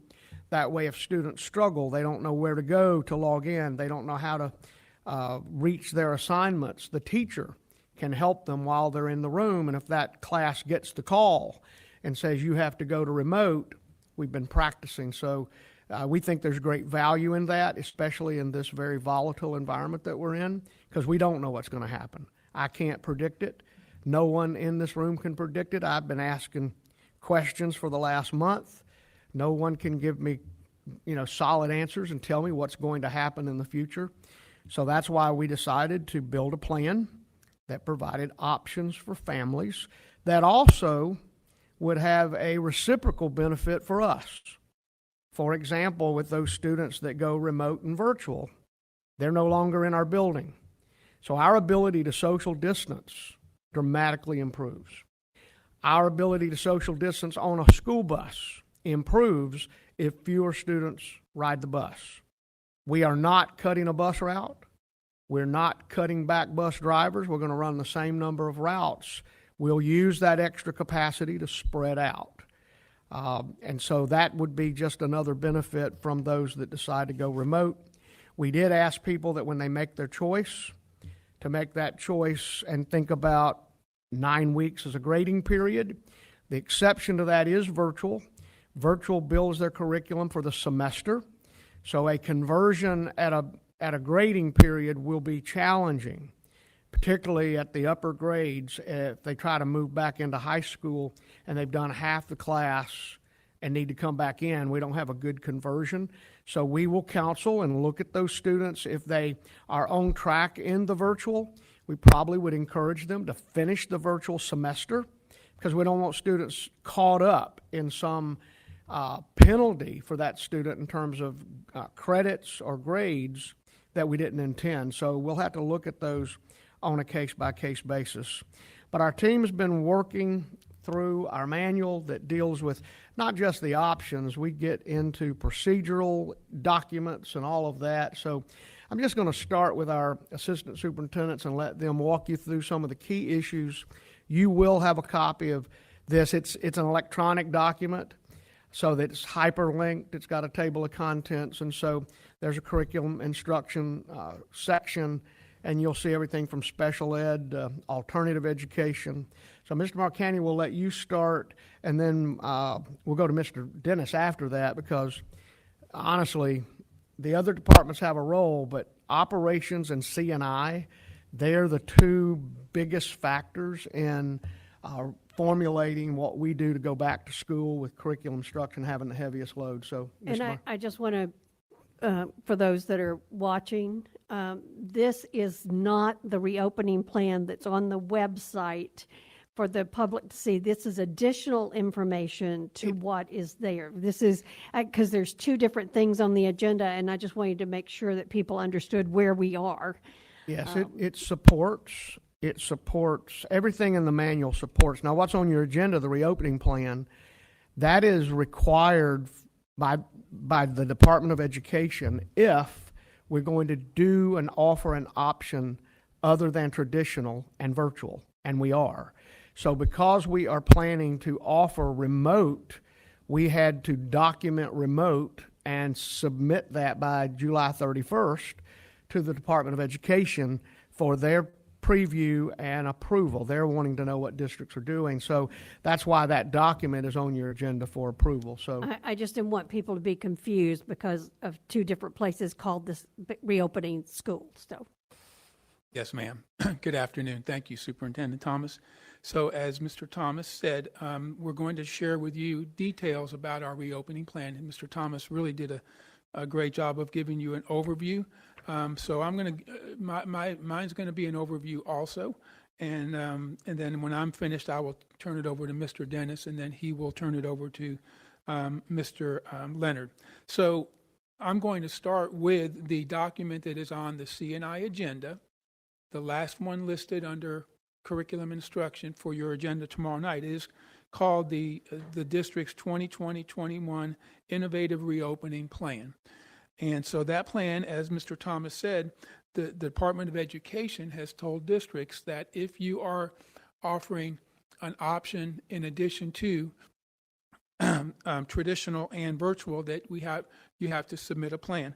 That's what we will ask you to approve tomorrow night, and then we will get it to DOE. And part of that, and I'm going to go through that plan, and that plan essentially has 7 or 8 assurances that the Department of Education wants us to say, yes, we agree to. So I'm looking at that plan, starting on page 2 of the plan, we list the 3 options. So this information truly did come from our reopening website.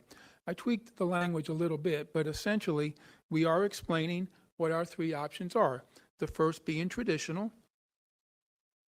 and that explanation for traditional goes on to page 3, and we talk about public health actions, those things, much of what you've discussed all morning in terms of hand washing and face coverings and so forth, and school bus safety and things of that sort.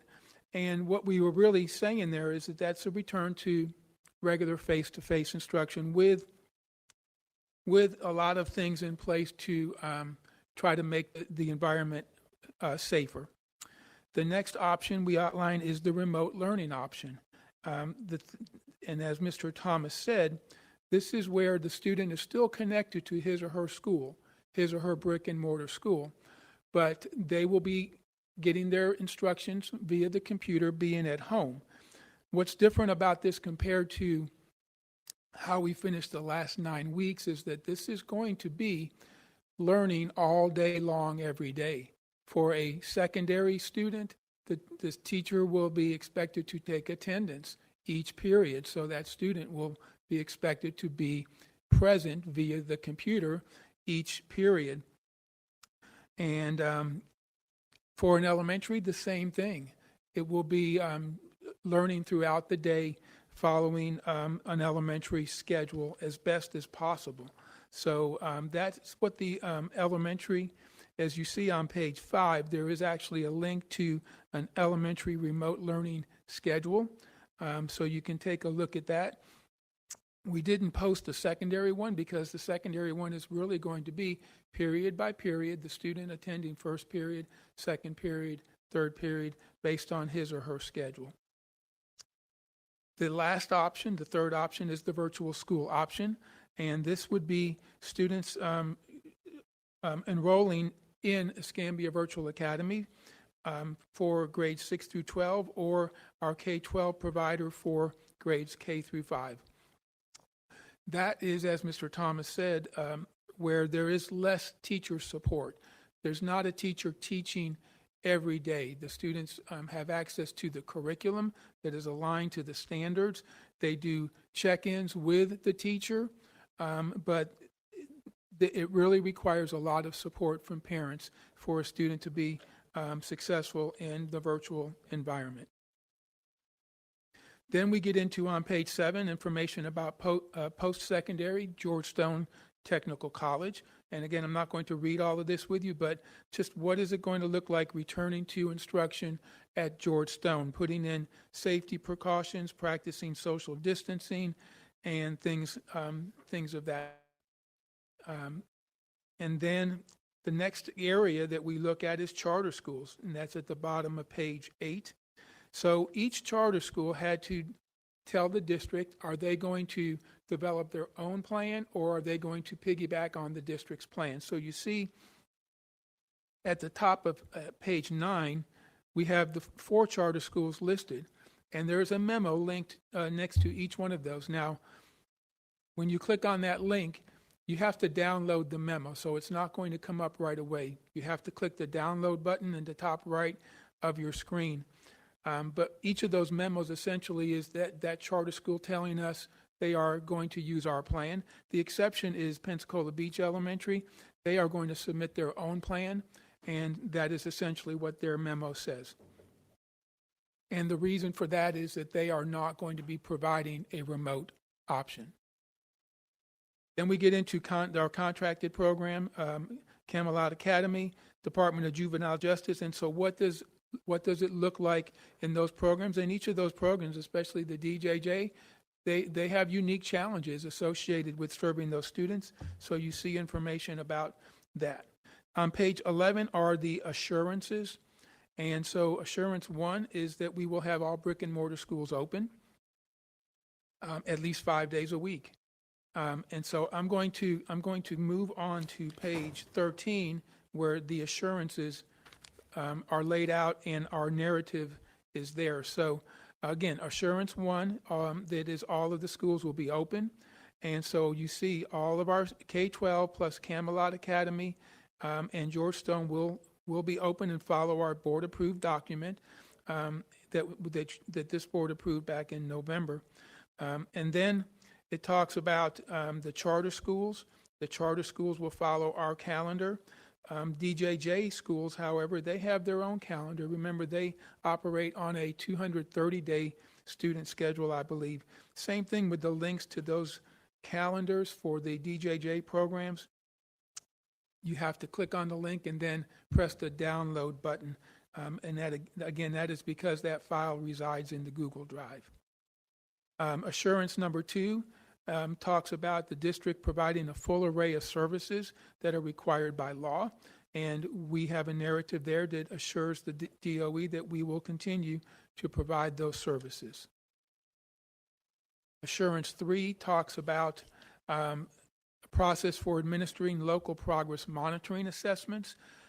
And so there's information there about our RTI process for monitoring student progress and providing services for students at the Tier 2 and Tier 3 level. And then I've also linked the uniform statewide assessment calendar that is also on your agenda for this month, there towards the bottom. And then we talk a little bit more about specifically the tools we use, STAR 360 in particular for our progress monitoring. You've heard that term before. We share that data with you on a regular basis. Assurance number 4 talks about how the district will work with IEP teams to determine needed services for students. And we have information there about the fact that we will continue to do that. And IEP teams will consider the unique needs of students and amend any IEPs that are necessary based on student needs. The 5th assurance talks about services for ELL students, and we have information there about monitoring progress for ELL students.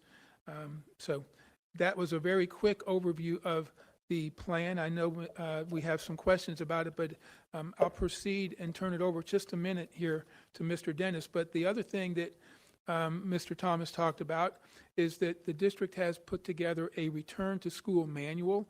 As we said, you will get a link to that manual here this afternoon. It is a living and breathing document, so as things change, staff will continue to modify the language that is in it. But what you will see in there is for curriculum and instruction, pretty much every C&I department is listed. When you hit on, for example, professional development, it will take you directly to all of the links associated with professional development. Every subject area specialist has one or more documents in that manual where they talk about what is it going to look like coming back for traditional instruction. The idea that we know students, that there are going to be large learning gaps, considering the way we had to close school. So what does that look like for in our traditional environment? For mathematics, what does it look like using manipulatives? The protocol for cleaning things and things of that sort. What does it look like for small group instruction to accelerate learning for students, again, to try to make up those learning gaps. So you will see on that table of contents that when you click on it, it takes you directly to that department, and departments have done a lot of thinking about how to support the schools and the students for the different learning options that we are providing, specifically remote and traditional, because virtual is kind of already determined, obviously. So with that, if it's okay, or do we want questions now, or we want to finish this first and then come back? I wanted to ask you one question really quickly about the procedure manual. Who's that going to? Who is it for? The return to school manual, Mm-hmm. that's really an internal document. It's an opportunity to communicate to teachers as well as to administrators and so forth. But I mean, so, you know, the things I've had conversations with Mr. Thomas about is that sometimes the people in the system are the last to learn things. So is this going to be sent to just department heads to distribute, or is everyone that is an employee of the district going to get a copy? They're gonna get copies of what they need. I mean, these are our protocols to work. For example, he mentioned math manipulative. So if you're in an elementary school and you're using, blocks and other objects, you've got to see the protocol to clean, wipe down. If you're going to conduct a small group instruction, you're going to see mask, plastic shields, face shields for teachers. All those objects are in those procedures. So this isn't a hidden document. It's protocol. We've had 10 work days to work on this. And so as more people come in and they look at it, I'm sure they're going to have additional ideas. That's why we started off by saying that manual in particular, it's dynamic. But no, we anticipate this will get on a website. People will be able to access it.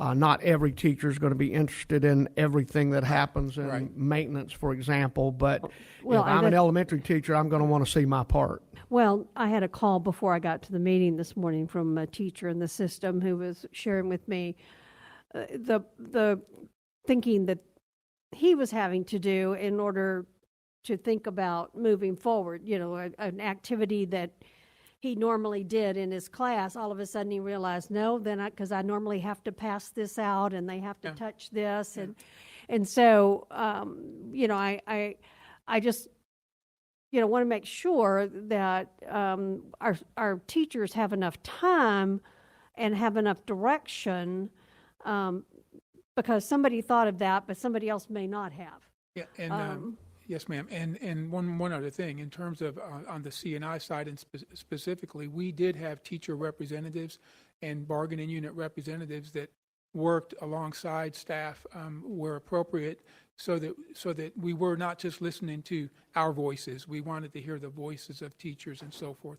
And what we mean by living document is, again, it's a Google Drive document. I'll give credit to Mr. Ingram for his developing it and putting it together, so that if we see that there's an error in it or something changes where we need to change, you go in and you change it, and it's there. I mean, everybody sees it. There's no reprinting of anything. It's all current as changes are made. So I'll have other questions later. Sure. And I'm absolutely certain that as teachers return, they will see issues that we've missed. I mean, we're working as hard as we can. 10 work days. I want to keep reminding you of that, to not only deal with creating options for parents and the framework of that, but also to try to build as many protocols as we can. There are more that will have to be written and created, and we'll need our staff to help us with that. When they see ideas that were neglected, weren't thought about, put it on the table so we can put it in the manual. Good. Good afternoon. But Mr. Slayton was showing an article that popped up about a lawsuit, so just wanted to get that on the record since it was in the public. Okay.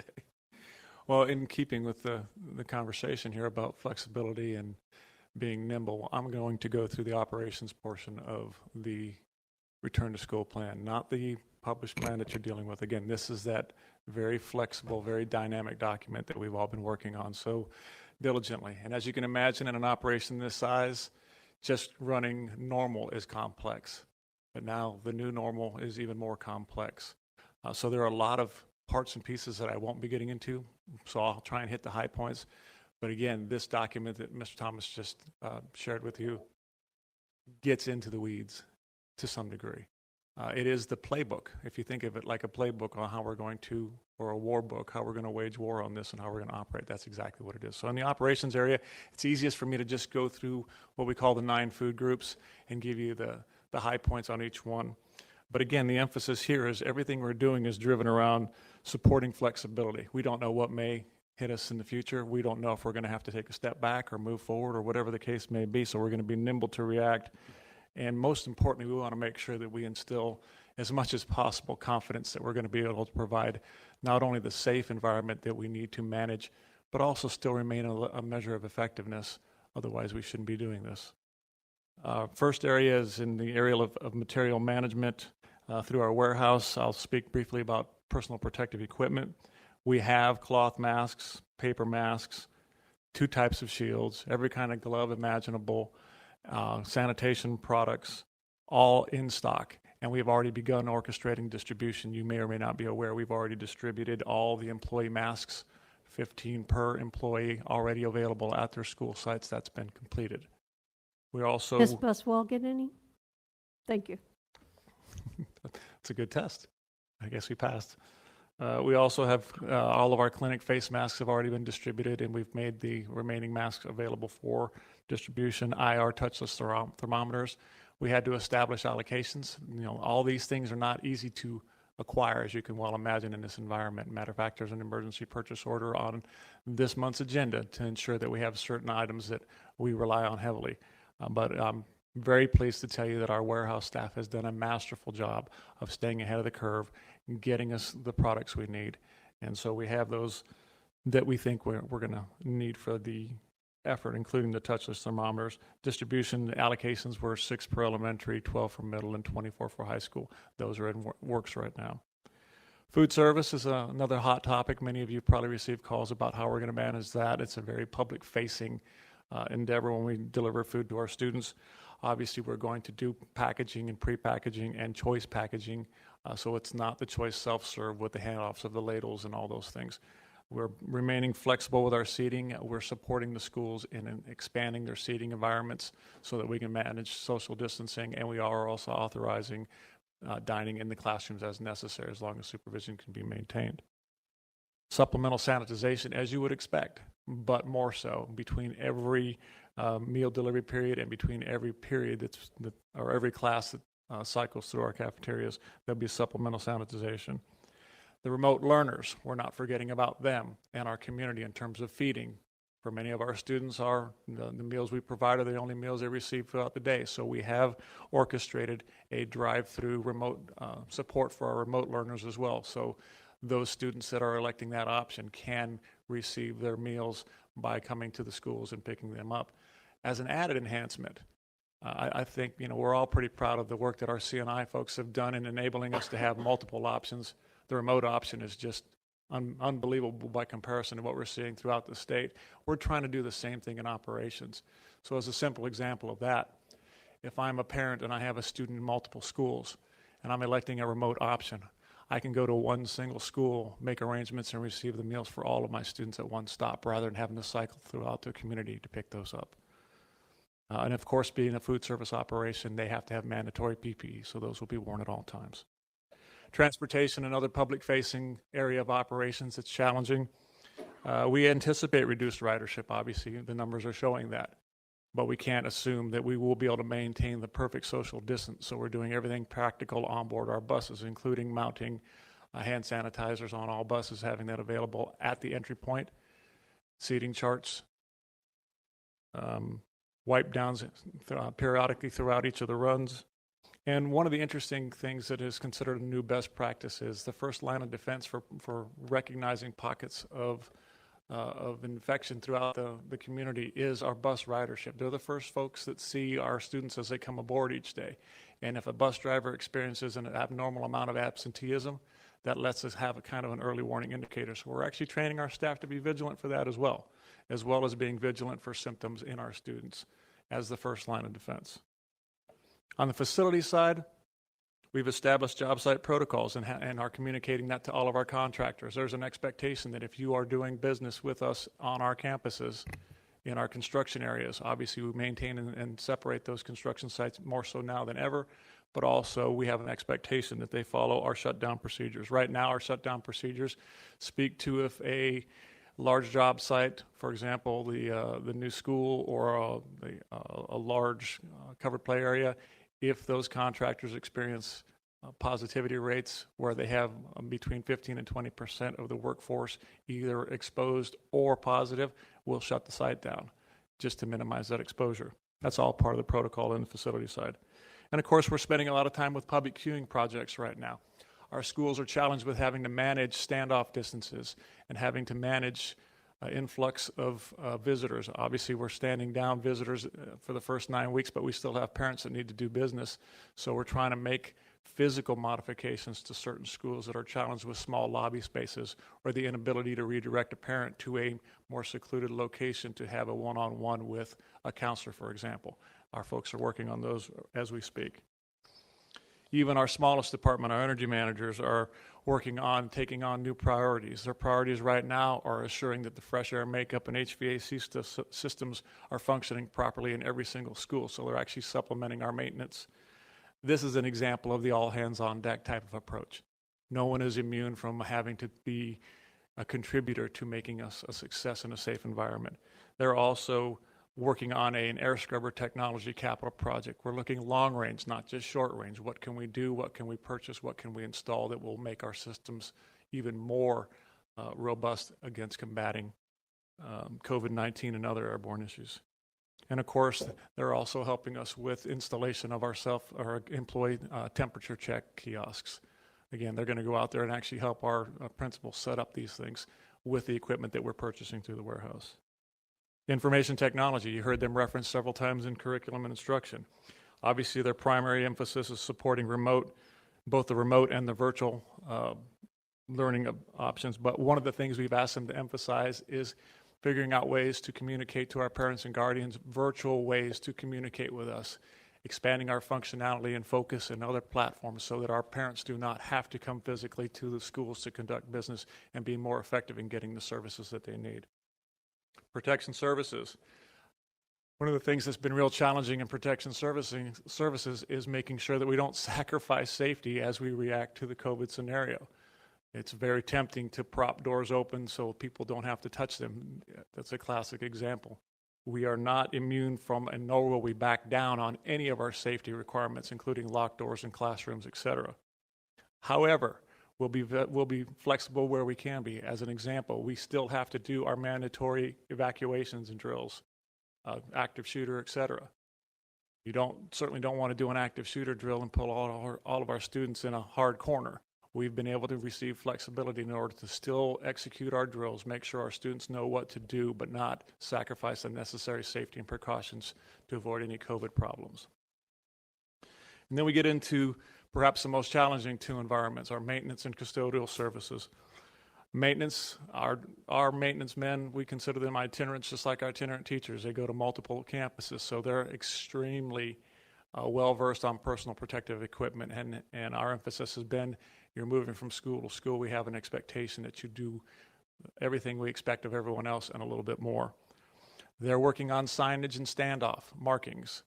The dots on the floors, the tape as you see behind me, those type of things we're providing to the schools with doing initial installations and then allowing schools to have flexibility to add more beyond the initial standard that we're putting in place.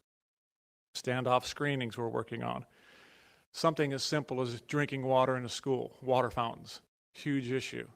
We have thousands of water fountains throughout the district. You can imagine how Herculean it must be to try and retrofit all of those things, but we have a plan to retrofit for bottle filling stations, both interim to get us through the opening and then permanent solutions working concurrently. Sanitizer dispensers.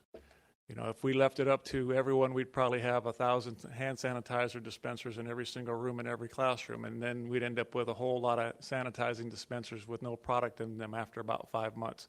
So we're being very deliberate and methodical about where those are being located so that we can support them effectively, including every classroom that does not have a sink, for an example. All your public-facing spaces and most of your egress points.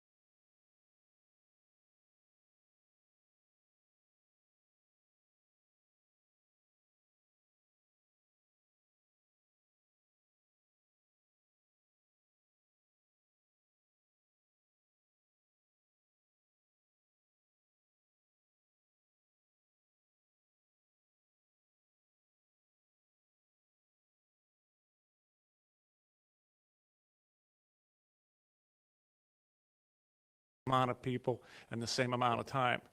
And our folks have actually constructed the little card on the very front there These are all the industry standards for fogging. You saw those when we were doing the Civic Center. But the card in the front is organic. We built that ourselves. And it actually has battery-operated spray wand, a large roll for the wipe downs. So when they're doing wipe downs, they literally can move through and roll around and spray and then wipe down and do that rather than trying to walk around with a spray bottle and hit every touch zone. Again, it's just innovation and creativity. You know, they say necessity is the mother of invention, and adversity breeds innovation and creativity. That's a perfect example. There's still a lot to be done. There's a lot more to it than what I just shared with you today, but hopefully that gives you a sense for the depth and breadth of what we're trying to do in operations to make sure we have a safe environment. And I'll let Mr. Leonard tell you how we're going to take care of our folks. Oh, Dr. Edler has a question for you, Mr. Dennis. You mentioned that each person will get 15 masks and that you have a variety of different kinds of masks. Will they be by their choice, or is it just a package with 15 and that's what they'll get, is my first question. And a follow-up to that is, how long do you expect that 15 package to last, and will they be able to come back again? Excellent questions. The first question, the employee masks that were provided, they're cloth masks. They were actually issued it from the state level through the EOC. The standard is 15, so those are 15 reusable cloth masks, capable of being laundered and reused essentially indefinitely. And they'll have not enough, I mean, they could literally change for 15 consecutive days and then do laundry and go on and so forth. So everyone has those. It's a standard white cloth mask. We also have a significant, and I won't get into numbers, but a very large number supply of the paper type masks like Mrs. Hightower is wearing right now in our warehouse that we will use to not only support and supplement employees should they have needs, but also visitors and students should they have needs. So those are available as well. Okay, thanks. I just wanted to get that information out there to clarify it. Yes, ma'am.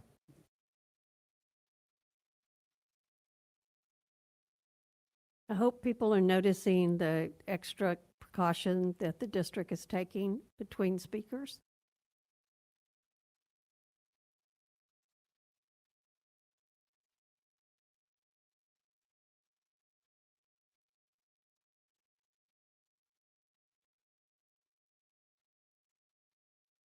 Just take a few, excuse me, take just a few minutes this morning to talk to you about what we're doing in HR as it relates to working with our people. And this is Mr. Leonard. Yes, Keith Leonard, HR. The old adage, you know, you don't feel well, I'll be okay, I'm going to get up and I'll go to work and I'll fight my way through it.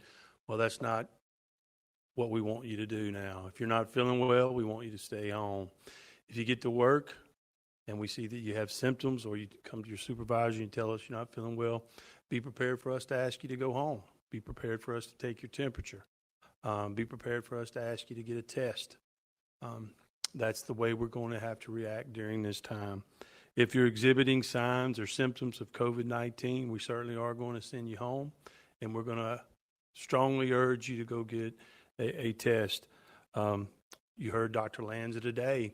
Once you go and you get that test, then you're going to fall under those guidelines that our local health department has set forth. We've prepared messaging scripts for our supervisors via memos to be able to give to our employees that are impacted by COVID-19, whether it's confirmed or unconfirmed. It's going to give directions as to what they need to do. It's going to talk about what those employees in that place can expect as far as cleaning is concerned. But it's very prescriptive, and we're going to make sure that all of our supervisors have those. We've given our supervisors, and we'll eventually make sure that all of our employees have the opportunity to see where those testing sites are that are locally. We've found that we are getting those tests back quicker when they're using the location there on Gregory Street. So that's where we've tried to send our people. But we've also seen that is a moving target. It depends on how many people are getting tested at those sites as we go through. Our go-to person in HR as far as the supervisors and their contact is Elizabeth Oakes. I can tell you that if she's not able to respond to all of those, we have several people, Kelly, myself, and our leave specialist in HR that are working with all of our supervisors to assist them. The next thing I want to do is just go through with you what we are calling an unconfirmed case. Someone thinks they may have COVID-19, or they think they may have come in contact with someone who had those symptoms. The supervisor is going to confirm those symptoms.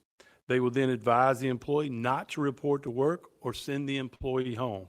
You can see that we are erring on the side of caution.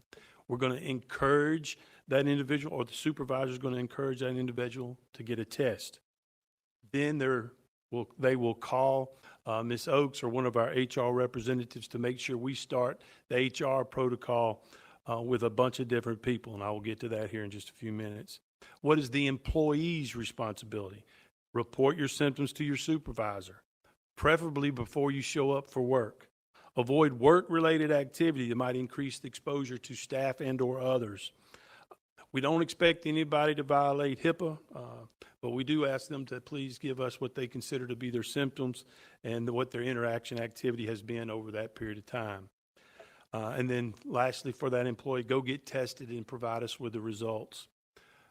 Next area that we're going to work with in HR is our custodial staff. Remember that phone call from the supervisor after talking to the employee for an unconfirmed case went straight to HR. We're going to help that supervisor get everything straight, and then we'll start our communication to custodial. Arrange for appropriate cleaning is what our custodial staff will do, and then report after that they have completed that cleaning. Health services coordinate with the local health department for the test result. Prepare to execute result reaction process. It's not confirmed a positive. It's still an unconfirmed positive. We keep rocking and rolling, doing what we need to do in that school. I will get to the confirmed test in a minute. And then lastly, what we are doing there in HR. Elizabeth, or our director and our direct personnel, will communicate the unconfirmed case to that COVID team. COVID team is Mr. Thomas, Mr. Ross, Sean, myself, the health services coordinator, which is Martha, and/or another nurse if she's not located there and able to help us at that particular time, Mr. Beagle, and our leave specialist in HR, because we want them to not only be able to work with the supervisor, we want our leave specialist to be able to work with the employee. So that's if it's an unconfirmed case. Next standard operating procedure I'll take you through is our confirmed case. Supervisor is going to confirm that the positive result has been collected. They will then contact our HR leader. Our HR leader will contact the COVID team. It's the only term I know to use, and I told you who all those people are. The health coordinator then will be in coordination with the health department to work on exactly what Dr. Lanza was telling you today they are spending the majority of their time on, which is contact tracing. What is the employee's responsibility? Immediately inform supervisor of the positive test. Once again, avoid contact that could lead to additional exposure for staff and/or others. Be prepared for contact by our health coordinator. Be prepared for Martha, Hannah to get in touch with you. What is our custodial responsibilities? Now we're going to arrange that sanitation. Report after the completion of that sanitization. Health services. Verify that test result and coordinate with the local health department for contact tracing. Brief the supervisor about next step related template memo and script messaging that I was talking to you about, and then the expectations related to face coverings and temperature checks. In that particular area, for the next 10 to 14 days, those things will be expected, and we'll talk to those employees there about how that needs to work and how that needs to look. And then lastly, in that particular case, where it's confirmed it's our responsibility in HR, we communicate with that COVID team that I was telling you about. We assist the staff and/or staff members at that particular site or department with all leave provisions, and then we assist with messaging and getting that template or that appropriate script to the correct personnel. And that's going to be really, really important. Just like Mr. Marcanio had discussed, and working with our union here in our district, we work together to develop what is really just sort of some hybrid employee working conditions. We all know that we all hope that this is temporary. We work together to actually develop those standards operating procedures that I just discussed with you. You've heard this term used often this morning about it being nimble. It will need to change. I am certain of that, and we will change where it is appropriate. We will continue to work with our union groups. We'll continue to have that collaboration.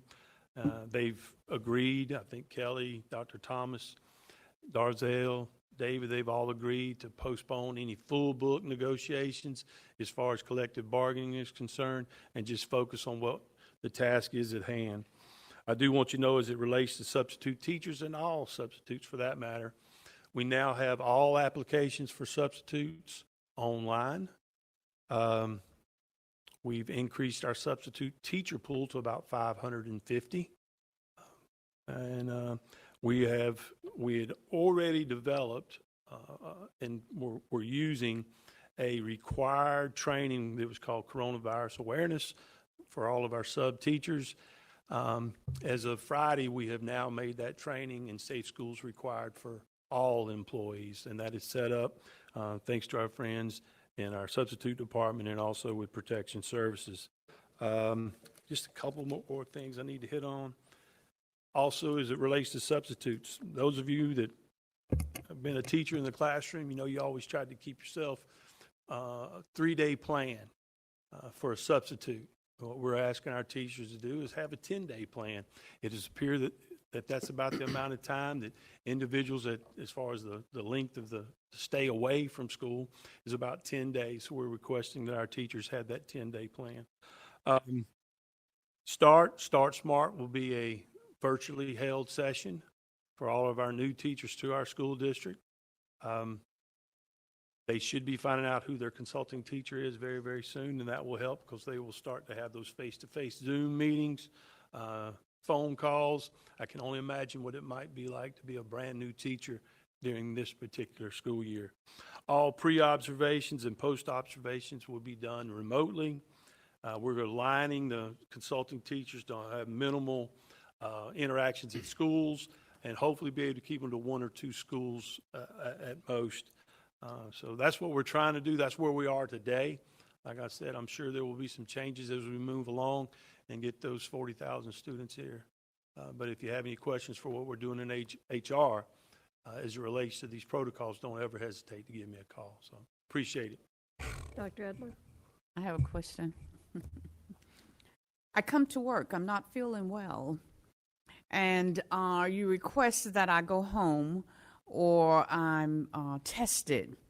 Is there a policy in place for the consequences of my behavior if I refuse? No, ma'am. We can't require that you go get tested. Okay, so what is the point then of requesting for me to go home or to be tested? And I say, no, I'm not going to do that. Then you would be separated from your workplace and have to use leave until such time as you've So you been. have a policy that says that?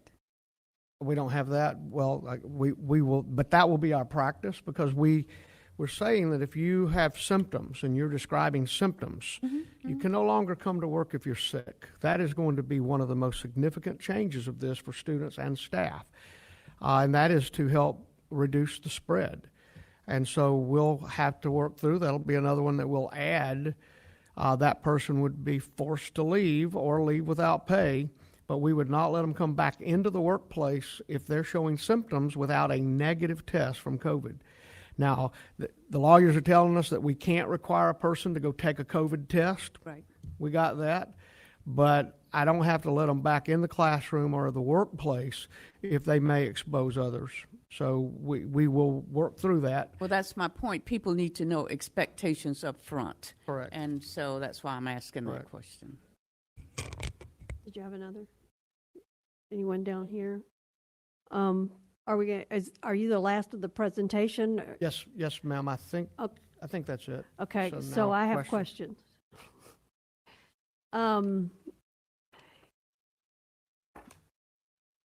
Number one, would you mind sending a link to the COVID training that you're sending out to teachers to the board so that we could see what they're being expected to look at? Is that something is that a link you can do? It's embedded in Safe Schools, our software. Okay, well, We'll work it out. I'll have to figure out how we get it to you. okay. Mr. Dennis, do we have any idea how many rooms in our school district don't have a sink for hand washing? I'm sure we can get it for you. We don't have a sense for that just yet, but we have quite a few, as you would imagine, particularly in our secondary areas. That's why the wall-mounted dispensing units have been prioritized to those locations first. Are we, Mr. Marcanio, are we working with our schools, like especially the secondary level? Maybe Ms. Morgan has a better answer for me. I think I remember that we're in, what would be the right word?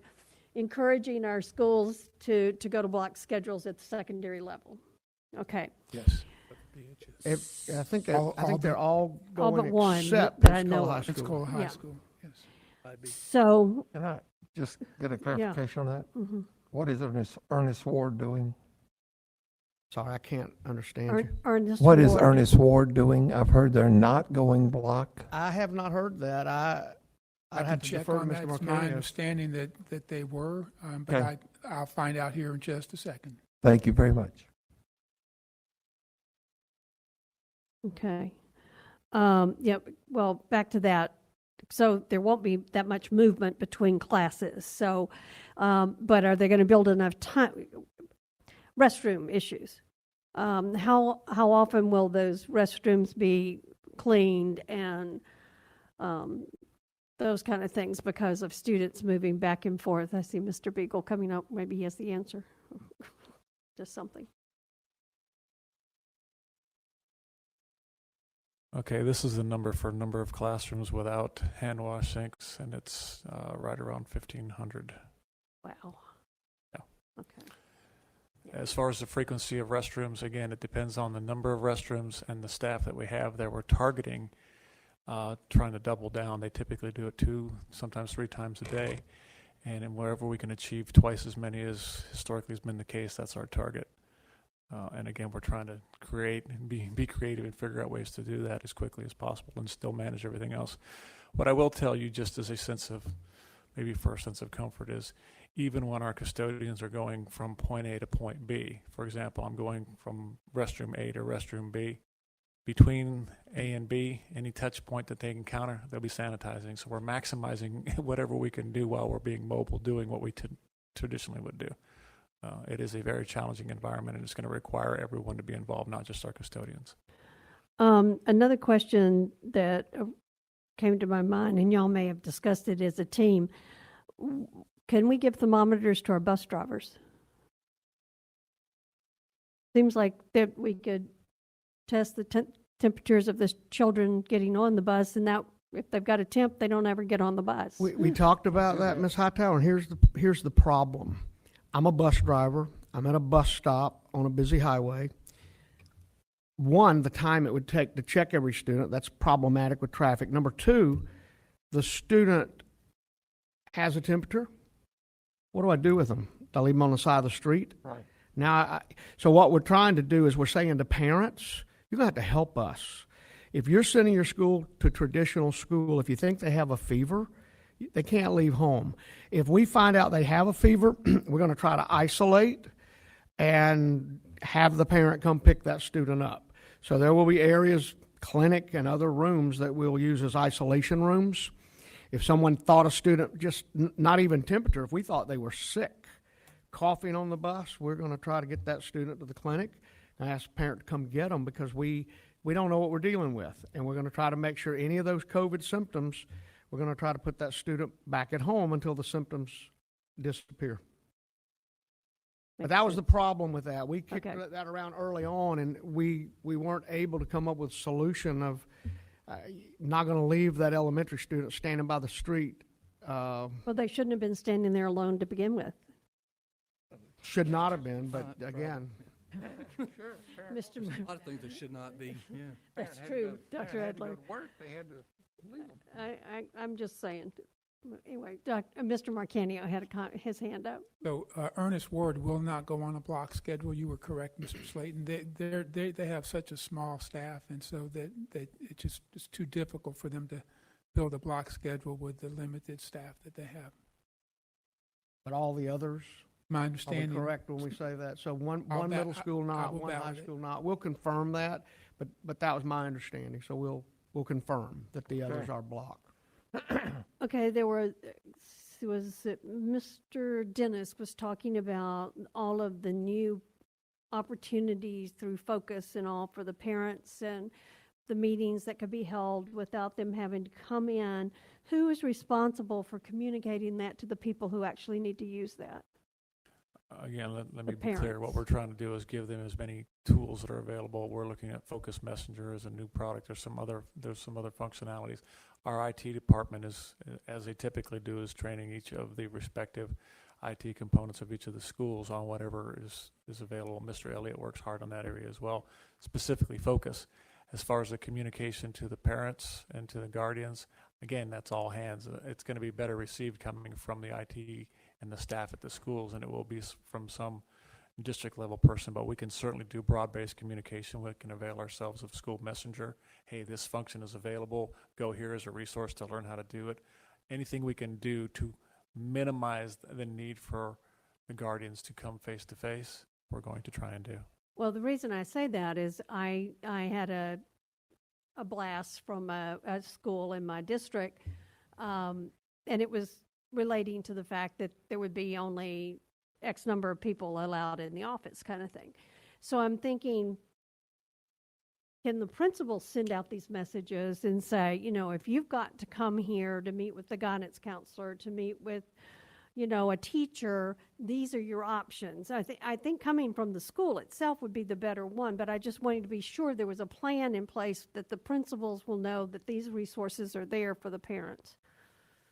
Yeah, I think we will work through that. Again, 10 work days from the order to today. And today, we're here. We've got a lot of work to do to continue to refine. If we need that parent to be in a meeting, then it'll be like somebody sends me the Google Hangout or the Zoom link. That's how the parent would know, followed up with a phone call. But I think as schools are starting to stand up a little, you're starting to see some of those communications go out. And yes, I do think we will have communication before August the 10th, telling parents their options to avoid the campus. We're not allowing anyone in other than students and staff once the students begin. We did moderate last week, after talking to schools, to allow first-time kindergarten parents to have a scheduled time. They want to come in and see the room if they're face-to-face, drop off their supplies, but that'll be scheduled almost one-to-one with the teacher in a block of time where that room can be wiped down again as one parent comes and another one leaves. Schools are working through all those sorts of issues to try to accommodate where we can and be safe. One reason I think I shared it with Mr. Markenio and maybe others that I talked to, one reason I'm asking these questions is because you have in your reopening plan a place for frequently asked questions. So I think, there's a place there, and it might be easier to group those questions in a certain way so that if I'm looking to find out about scheduling or if I'm looking to find out this, you could do that. But that's one of the reasons is, those are the kind of things that I'm getting calls. What are you going to do if? What are you going to do if? And I explained to them that this is a fast-moving train, and it changes daily. I've said to people, I'm telling you today what I know today, and if you hear something tomorrow, that doesn't mean I lied to you the day before. It's just I didn't know the answer. I like using the word fluid. I do too. So, okay, let me see. I wrote some other things down. Okay, so in your scenario that you gave where there was a possibility of an exposure,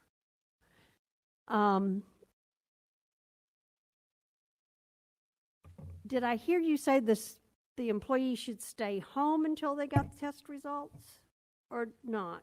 I'm not clear. On an unconfirmed? Yeah, it has no test yet. The health department called them and said, you were in a meeting with Dr. Edler and she's tested positive. And Yes, ma'am. so I know you're going to tell them what to do, but do they wait for a test result? Yes, ma'am. We're going to ask them to wait for their test results or whatever the health department tells them when they go to get tested. Okay. That goes back to Dr. Edler's question. We can tell someone they can't come to work, but we can't tell someone they have to get a test, but they won't be able to come back to work until they've received the test and are Okay, allowed to so- come back to work. So in a case where somebody tests positive and we've sent them home and they haven't been tested positive, we see the symptoms. Yes, ma'am. Okay. That'll be an interesting, that's going to be interesting. We may have to work on some It's policy already on been that. interesting Yeah, as yeah. we've worked our way through each one.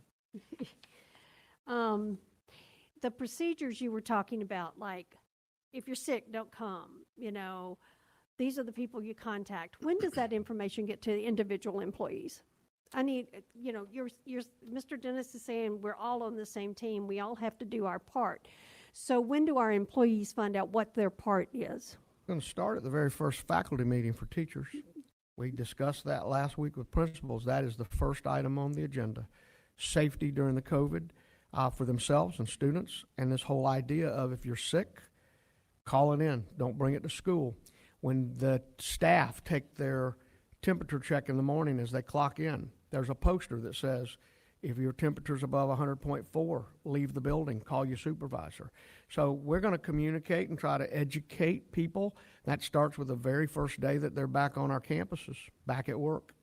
Is 104 the cut? 100.4. Oh, thank you. I was going, 100.4. I thought 104, they shouldn't even be 100.4. there. There was actually somebody in an 100.4. article that put 104. Okay. I was going, what? That'd be an emergency room. Okay. I mean, I ask a lot of questions, but I appreciate each and every one of you because I know it has been a fast moving train, and that we're not, any of us, going to have all the answers, that somebody out there may have something to share with us that will be very valuable for us to hear. So, I think. And that's how we'll learn. We've been learning about this over the last 3 to 4 weeks. We will continue that process. And when you're done, Madam Chair, I have 2 questions. Okay, go ahead. Okay. I was just curious on the water fountain, is that coming out of that CARE funding or? So just to speak very deliberately about water fountains, we are in the process of 2 concurrent conversions. One is an interim conversion where we are going to use a relatively inexpensive gooseneck fitting for our existing fountains to convert them to bottle filling. The other is the permanent fix, which is to convert them all to a fully filtered bottle filling like you've seen in some of our newer construction. Both of those are eligible costs. We're managing the interim one through our maintenance department, and we're managing the permanent one through our facilities department. So we'll be able to contain all those costs and hopefully address them. And So they're eligible for the CARE they're funding? certainly eligible, as Okay. we understand. As we understand the eligibility criteria as it exists right now, they're eligible. Okay. And I guess the second question is HR. Are we working on hiring more custodials to make sure we have plenty to be able to do the wipe down, or? You may have seen the TV ad that's out there I've this seen week. that. That's Okay. good. Yes. We are recruiting and trying to hire every type of employee we possibly can right now. So yes, sir, we're trying to hire up custodial subs, regular custodial subs, regular custodians, I should say, bus operators, teachers. If you want to work, we're ready. It might get a little tougher. I think the unemployment rate's now 7.4%. But it was a great ad. I appreciate our people Plus. in HR working on it. It was really nice. Mr. Slayton? So that always beginning of the year question, how are we doing on bus drivers? I'll let our new director Hi respond. there. Yes, she Ms. was Darlene Hart. hiding in the back corner over there. I was thinking about you the other day, thinking, thank you so much for taking this job. Afternoon.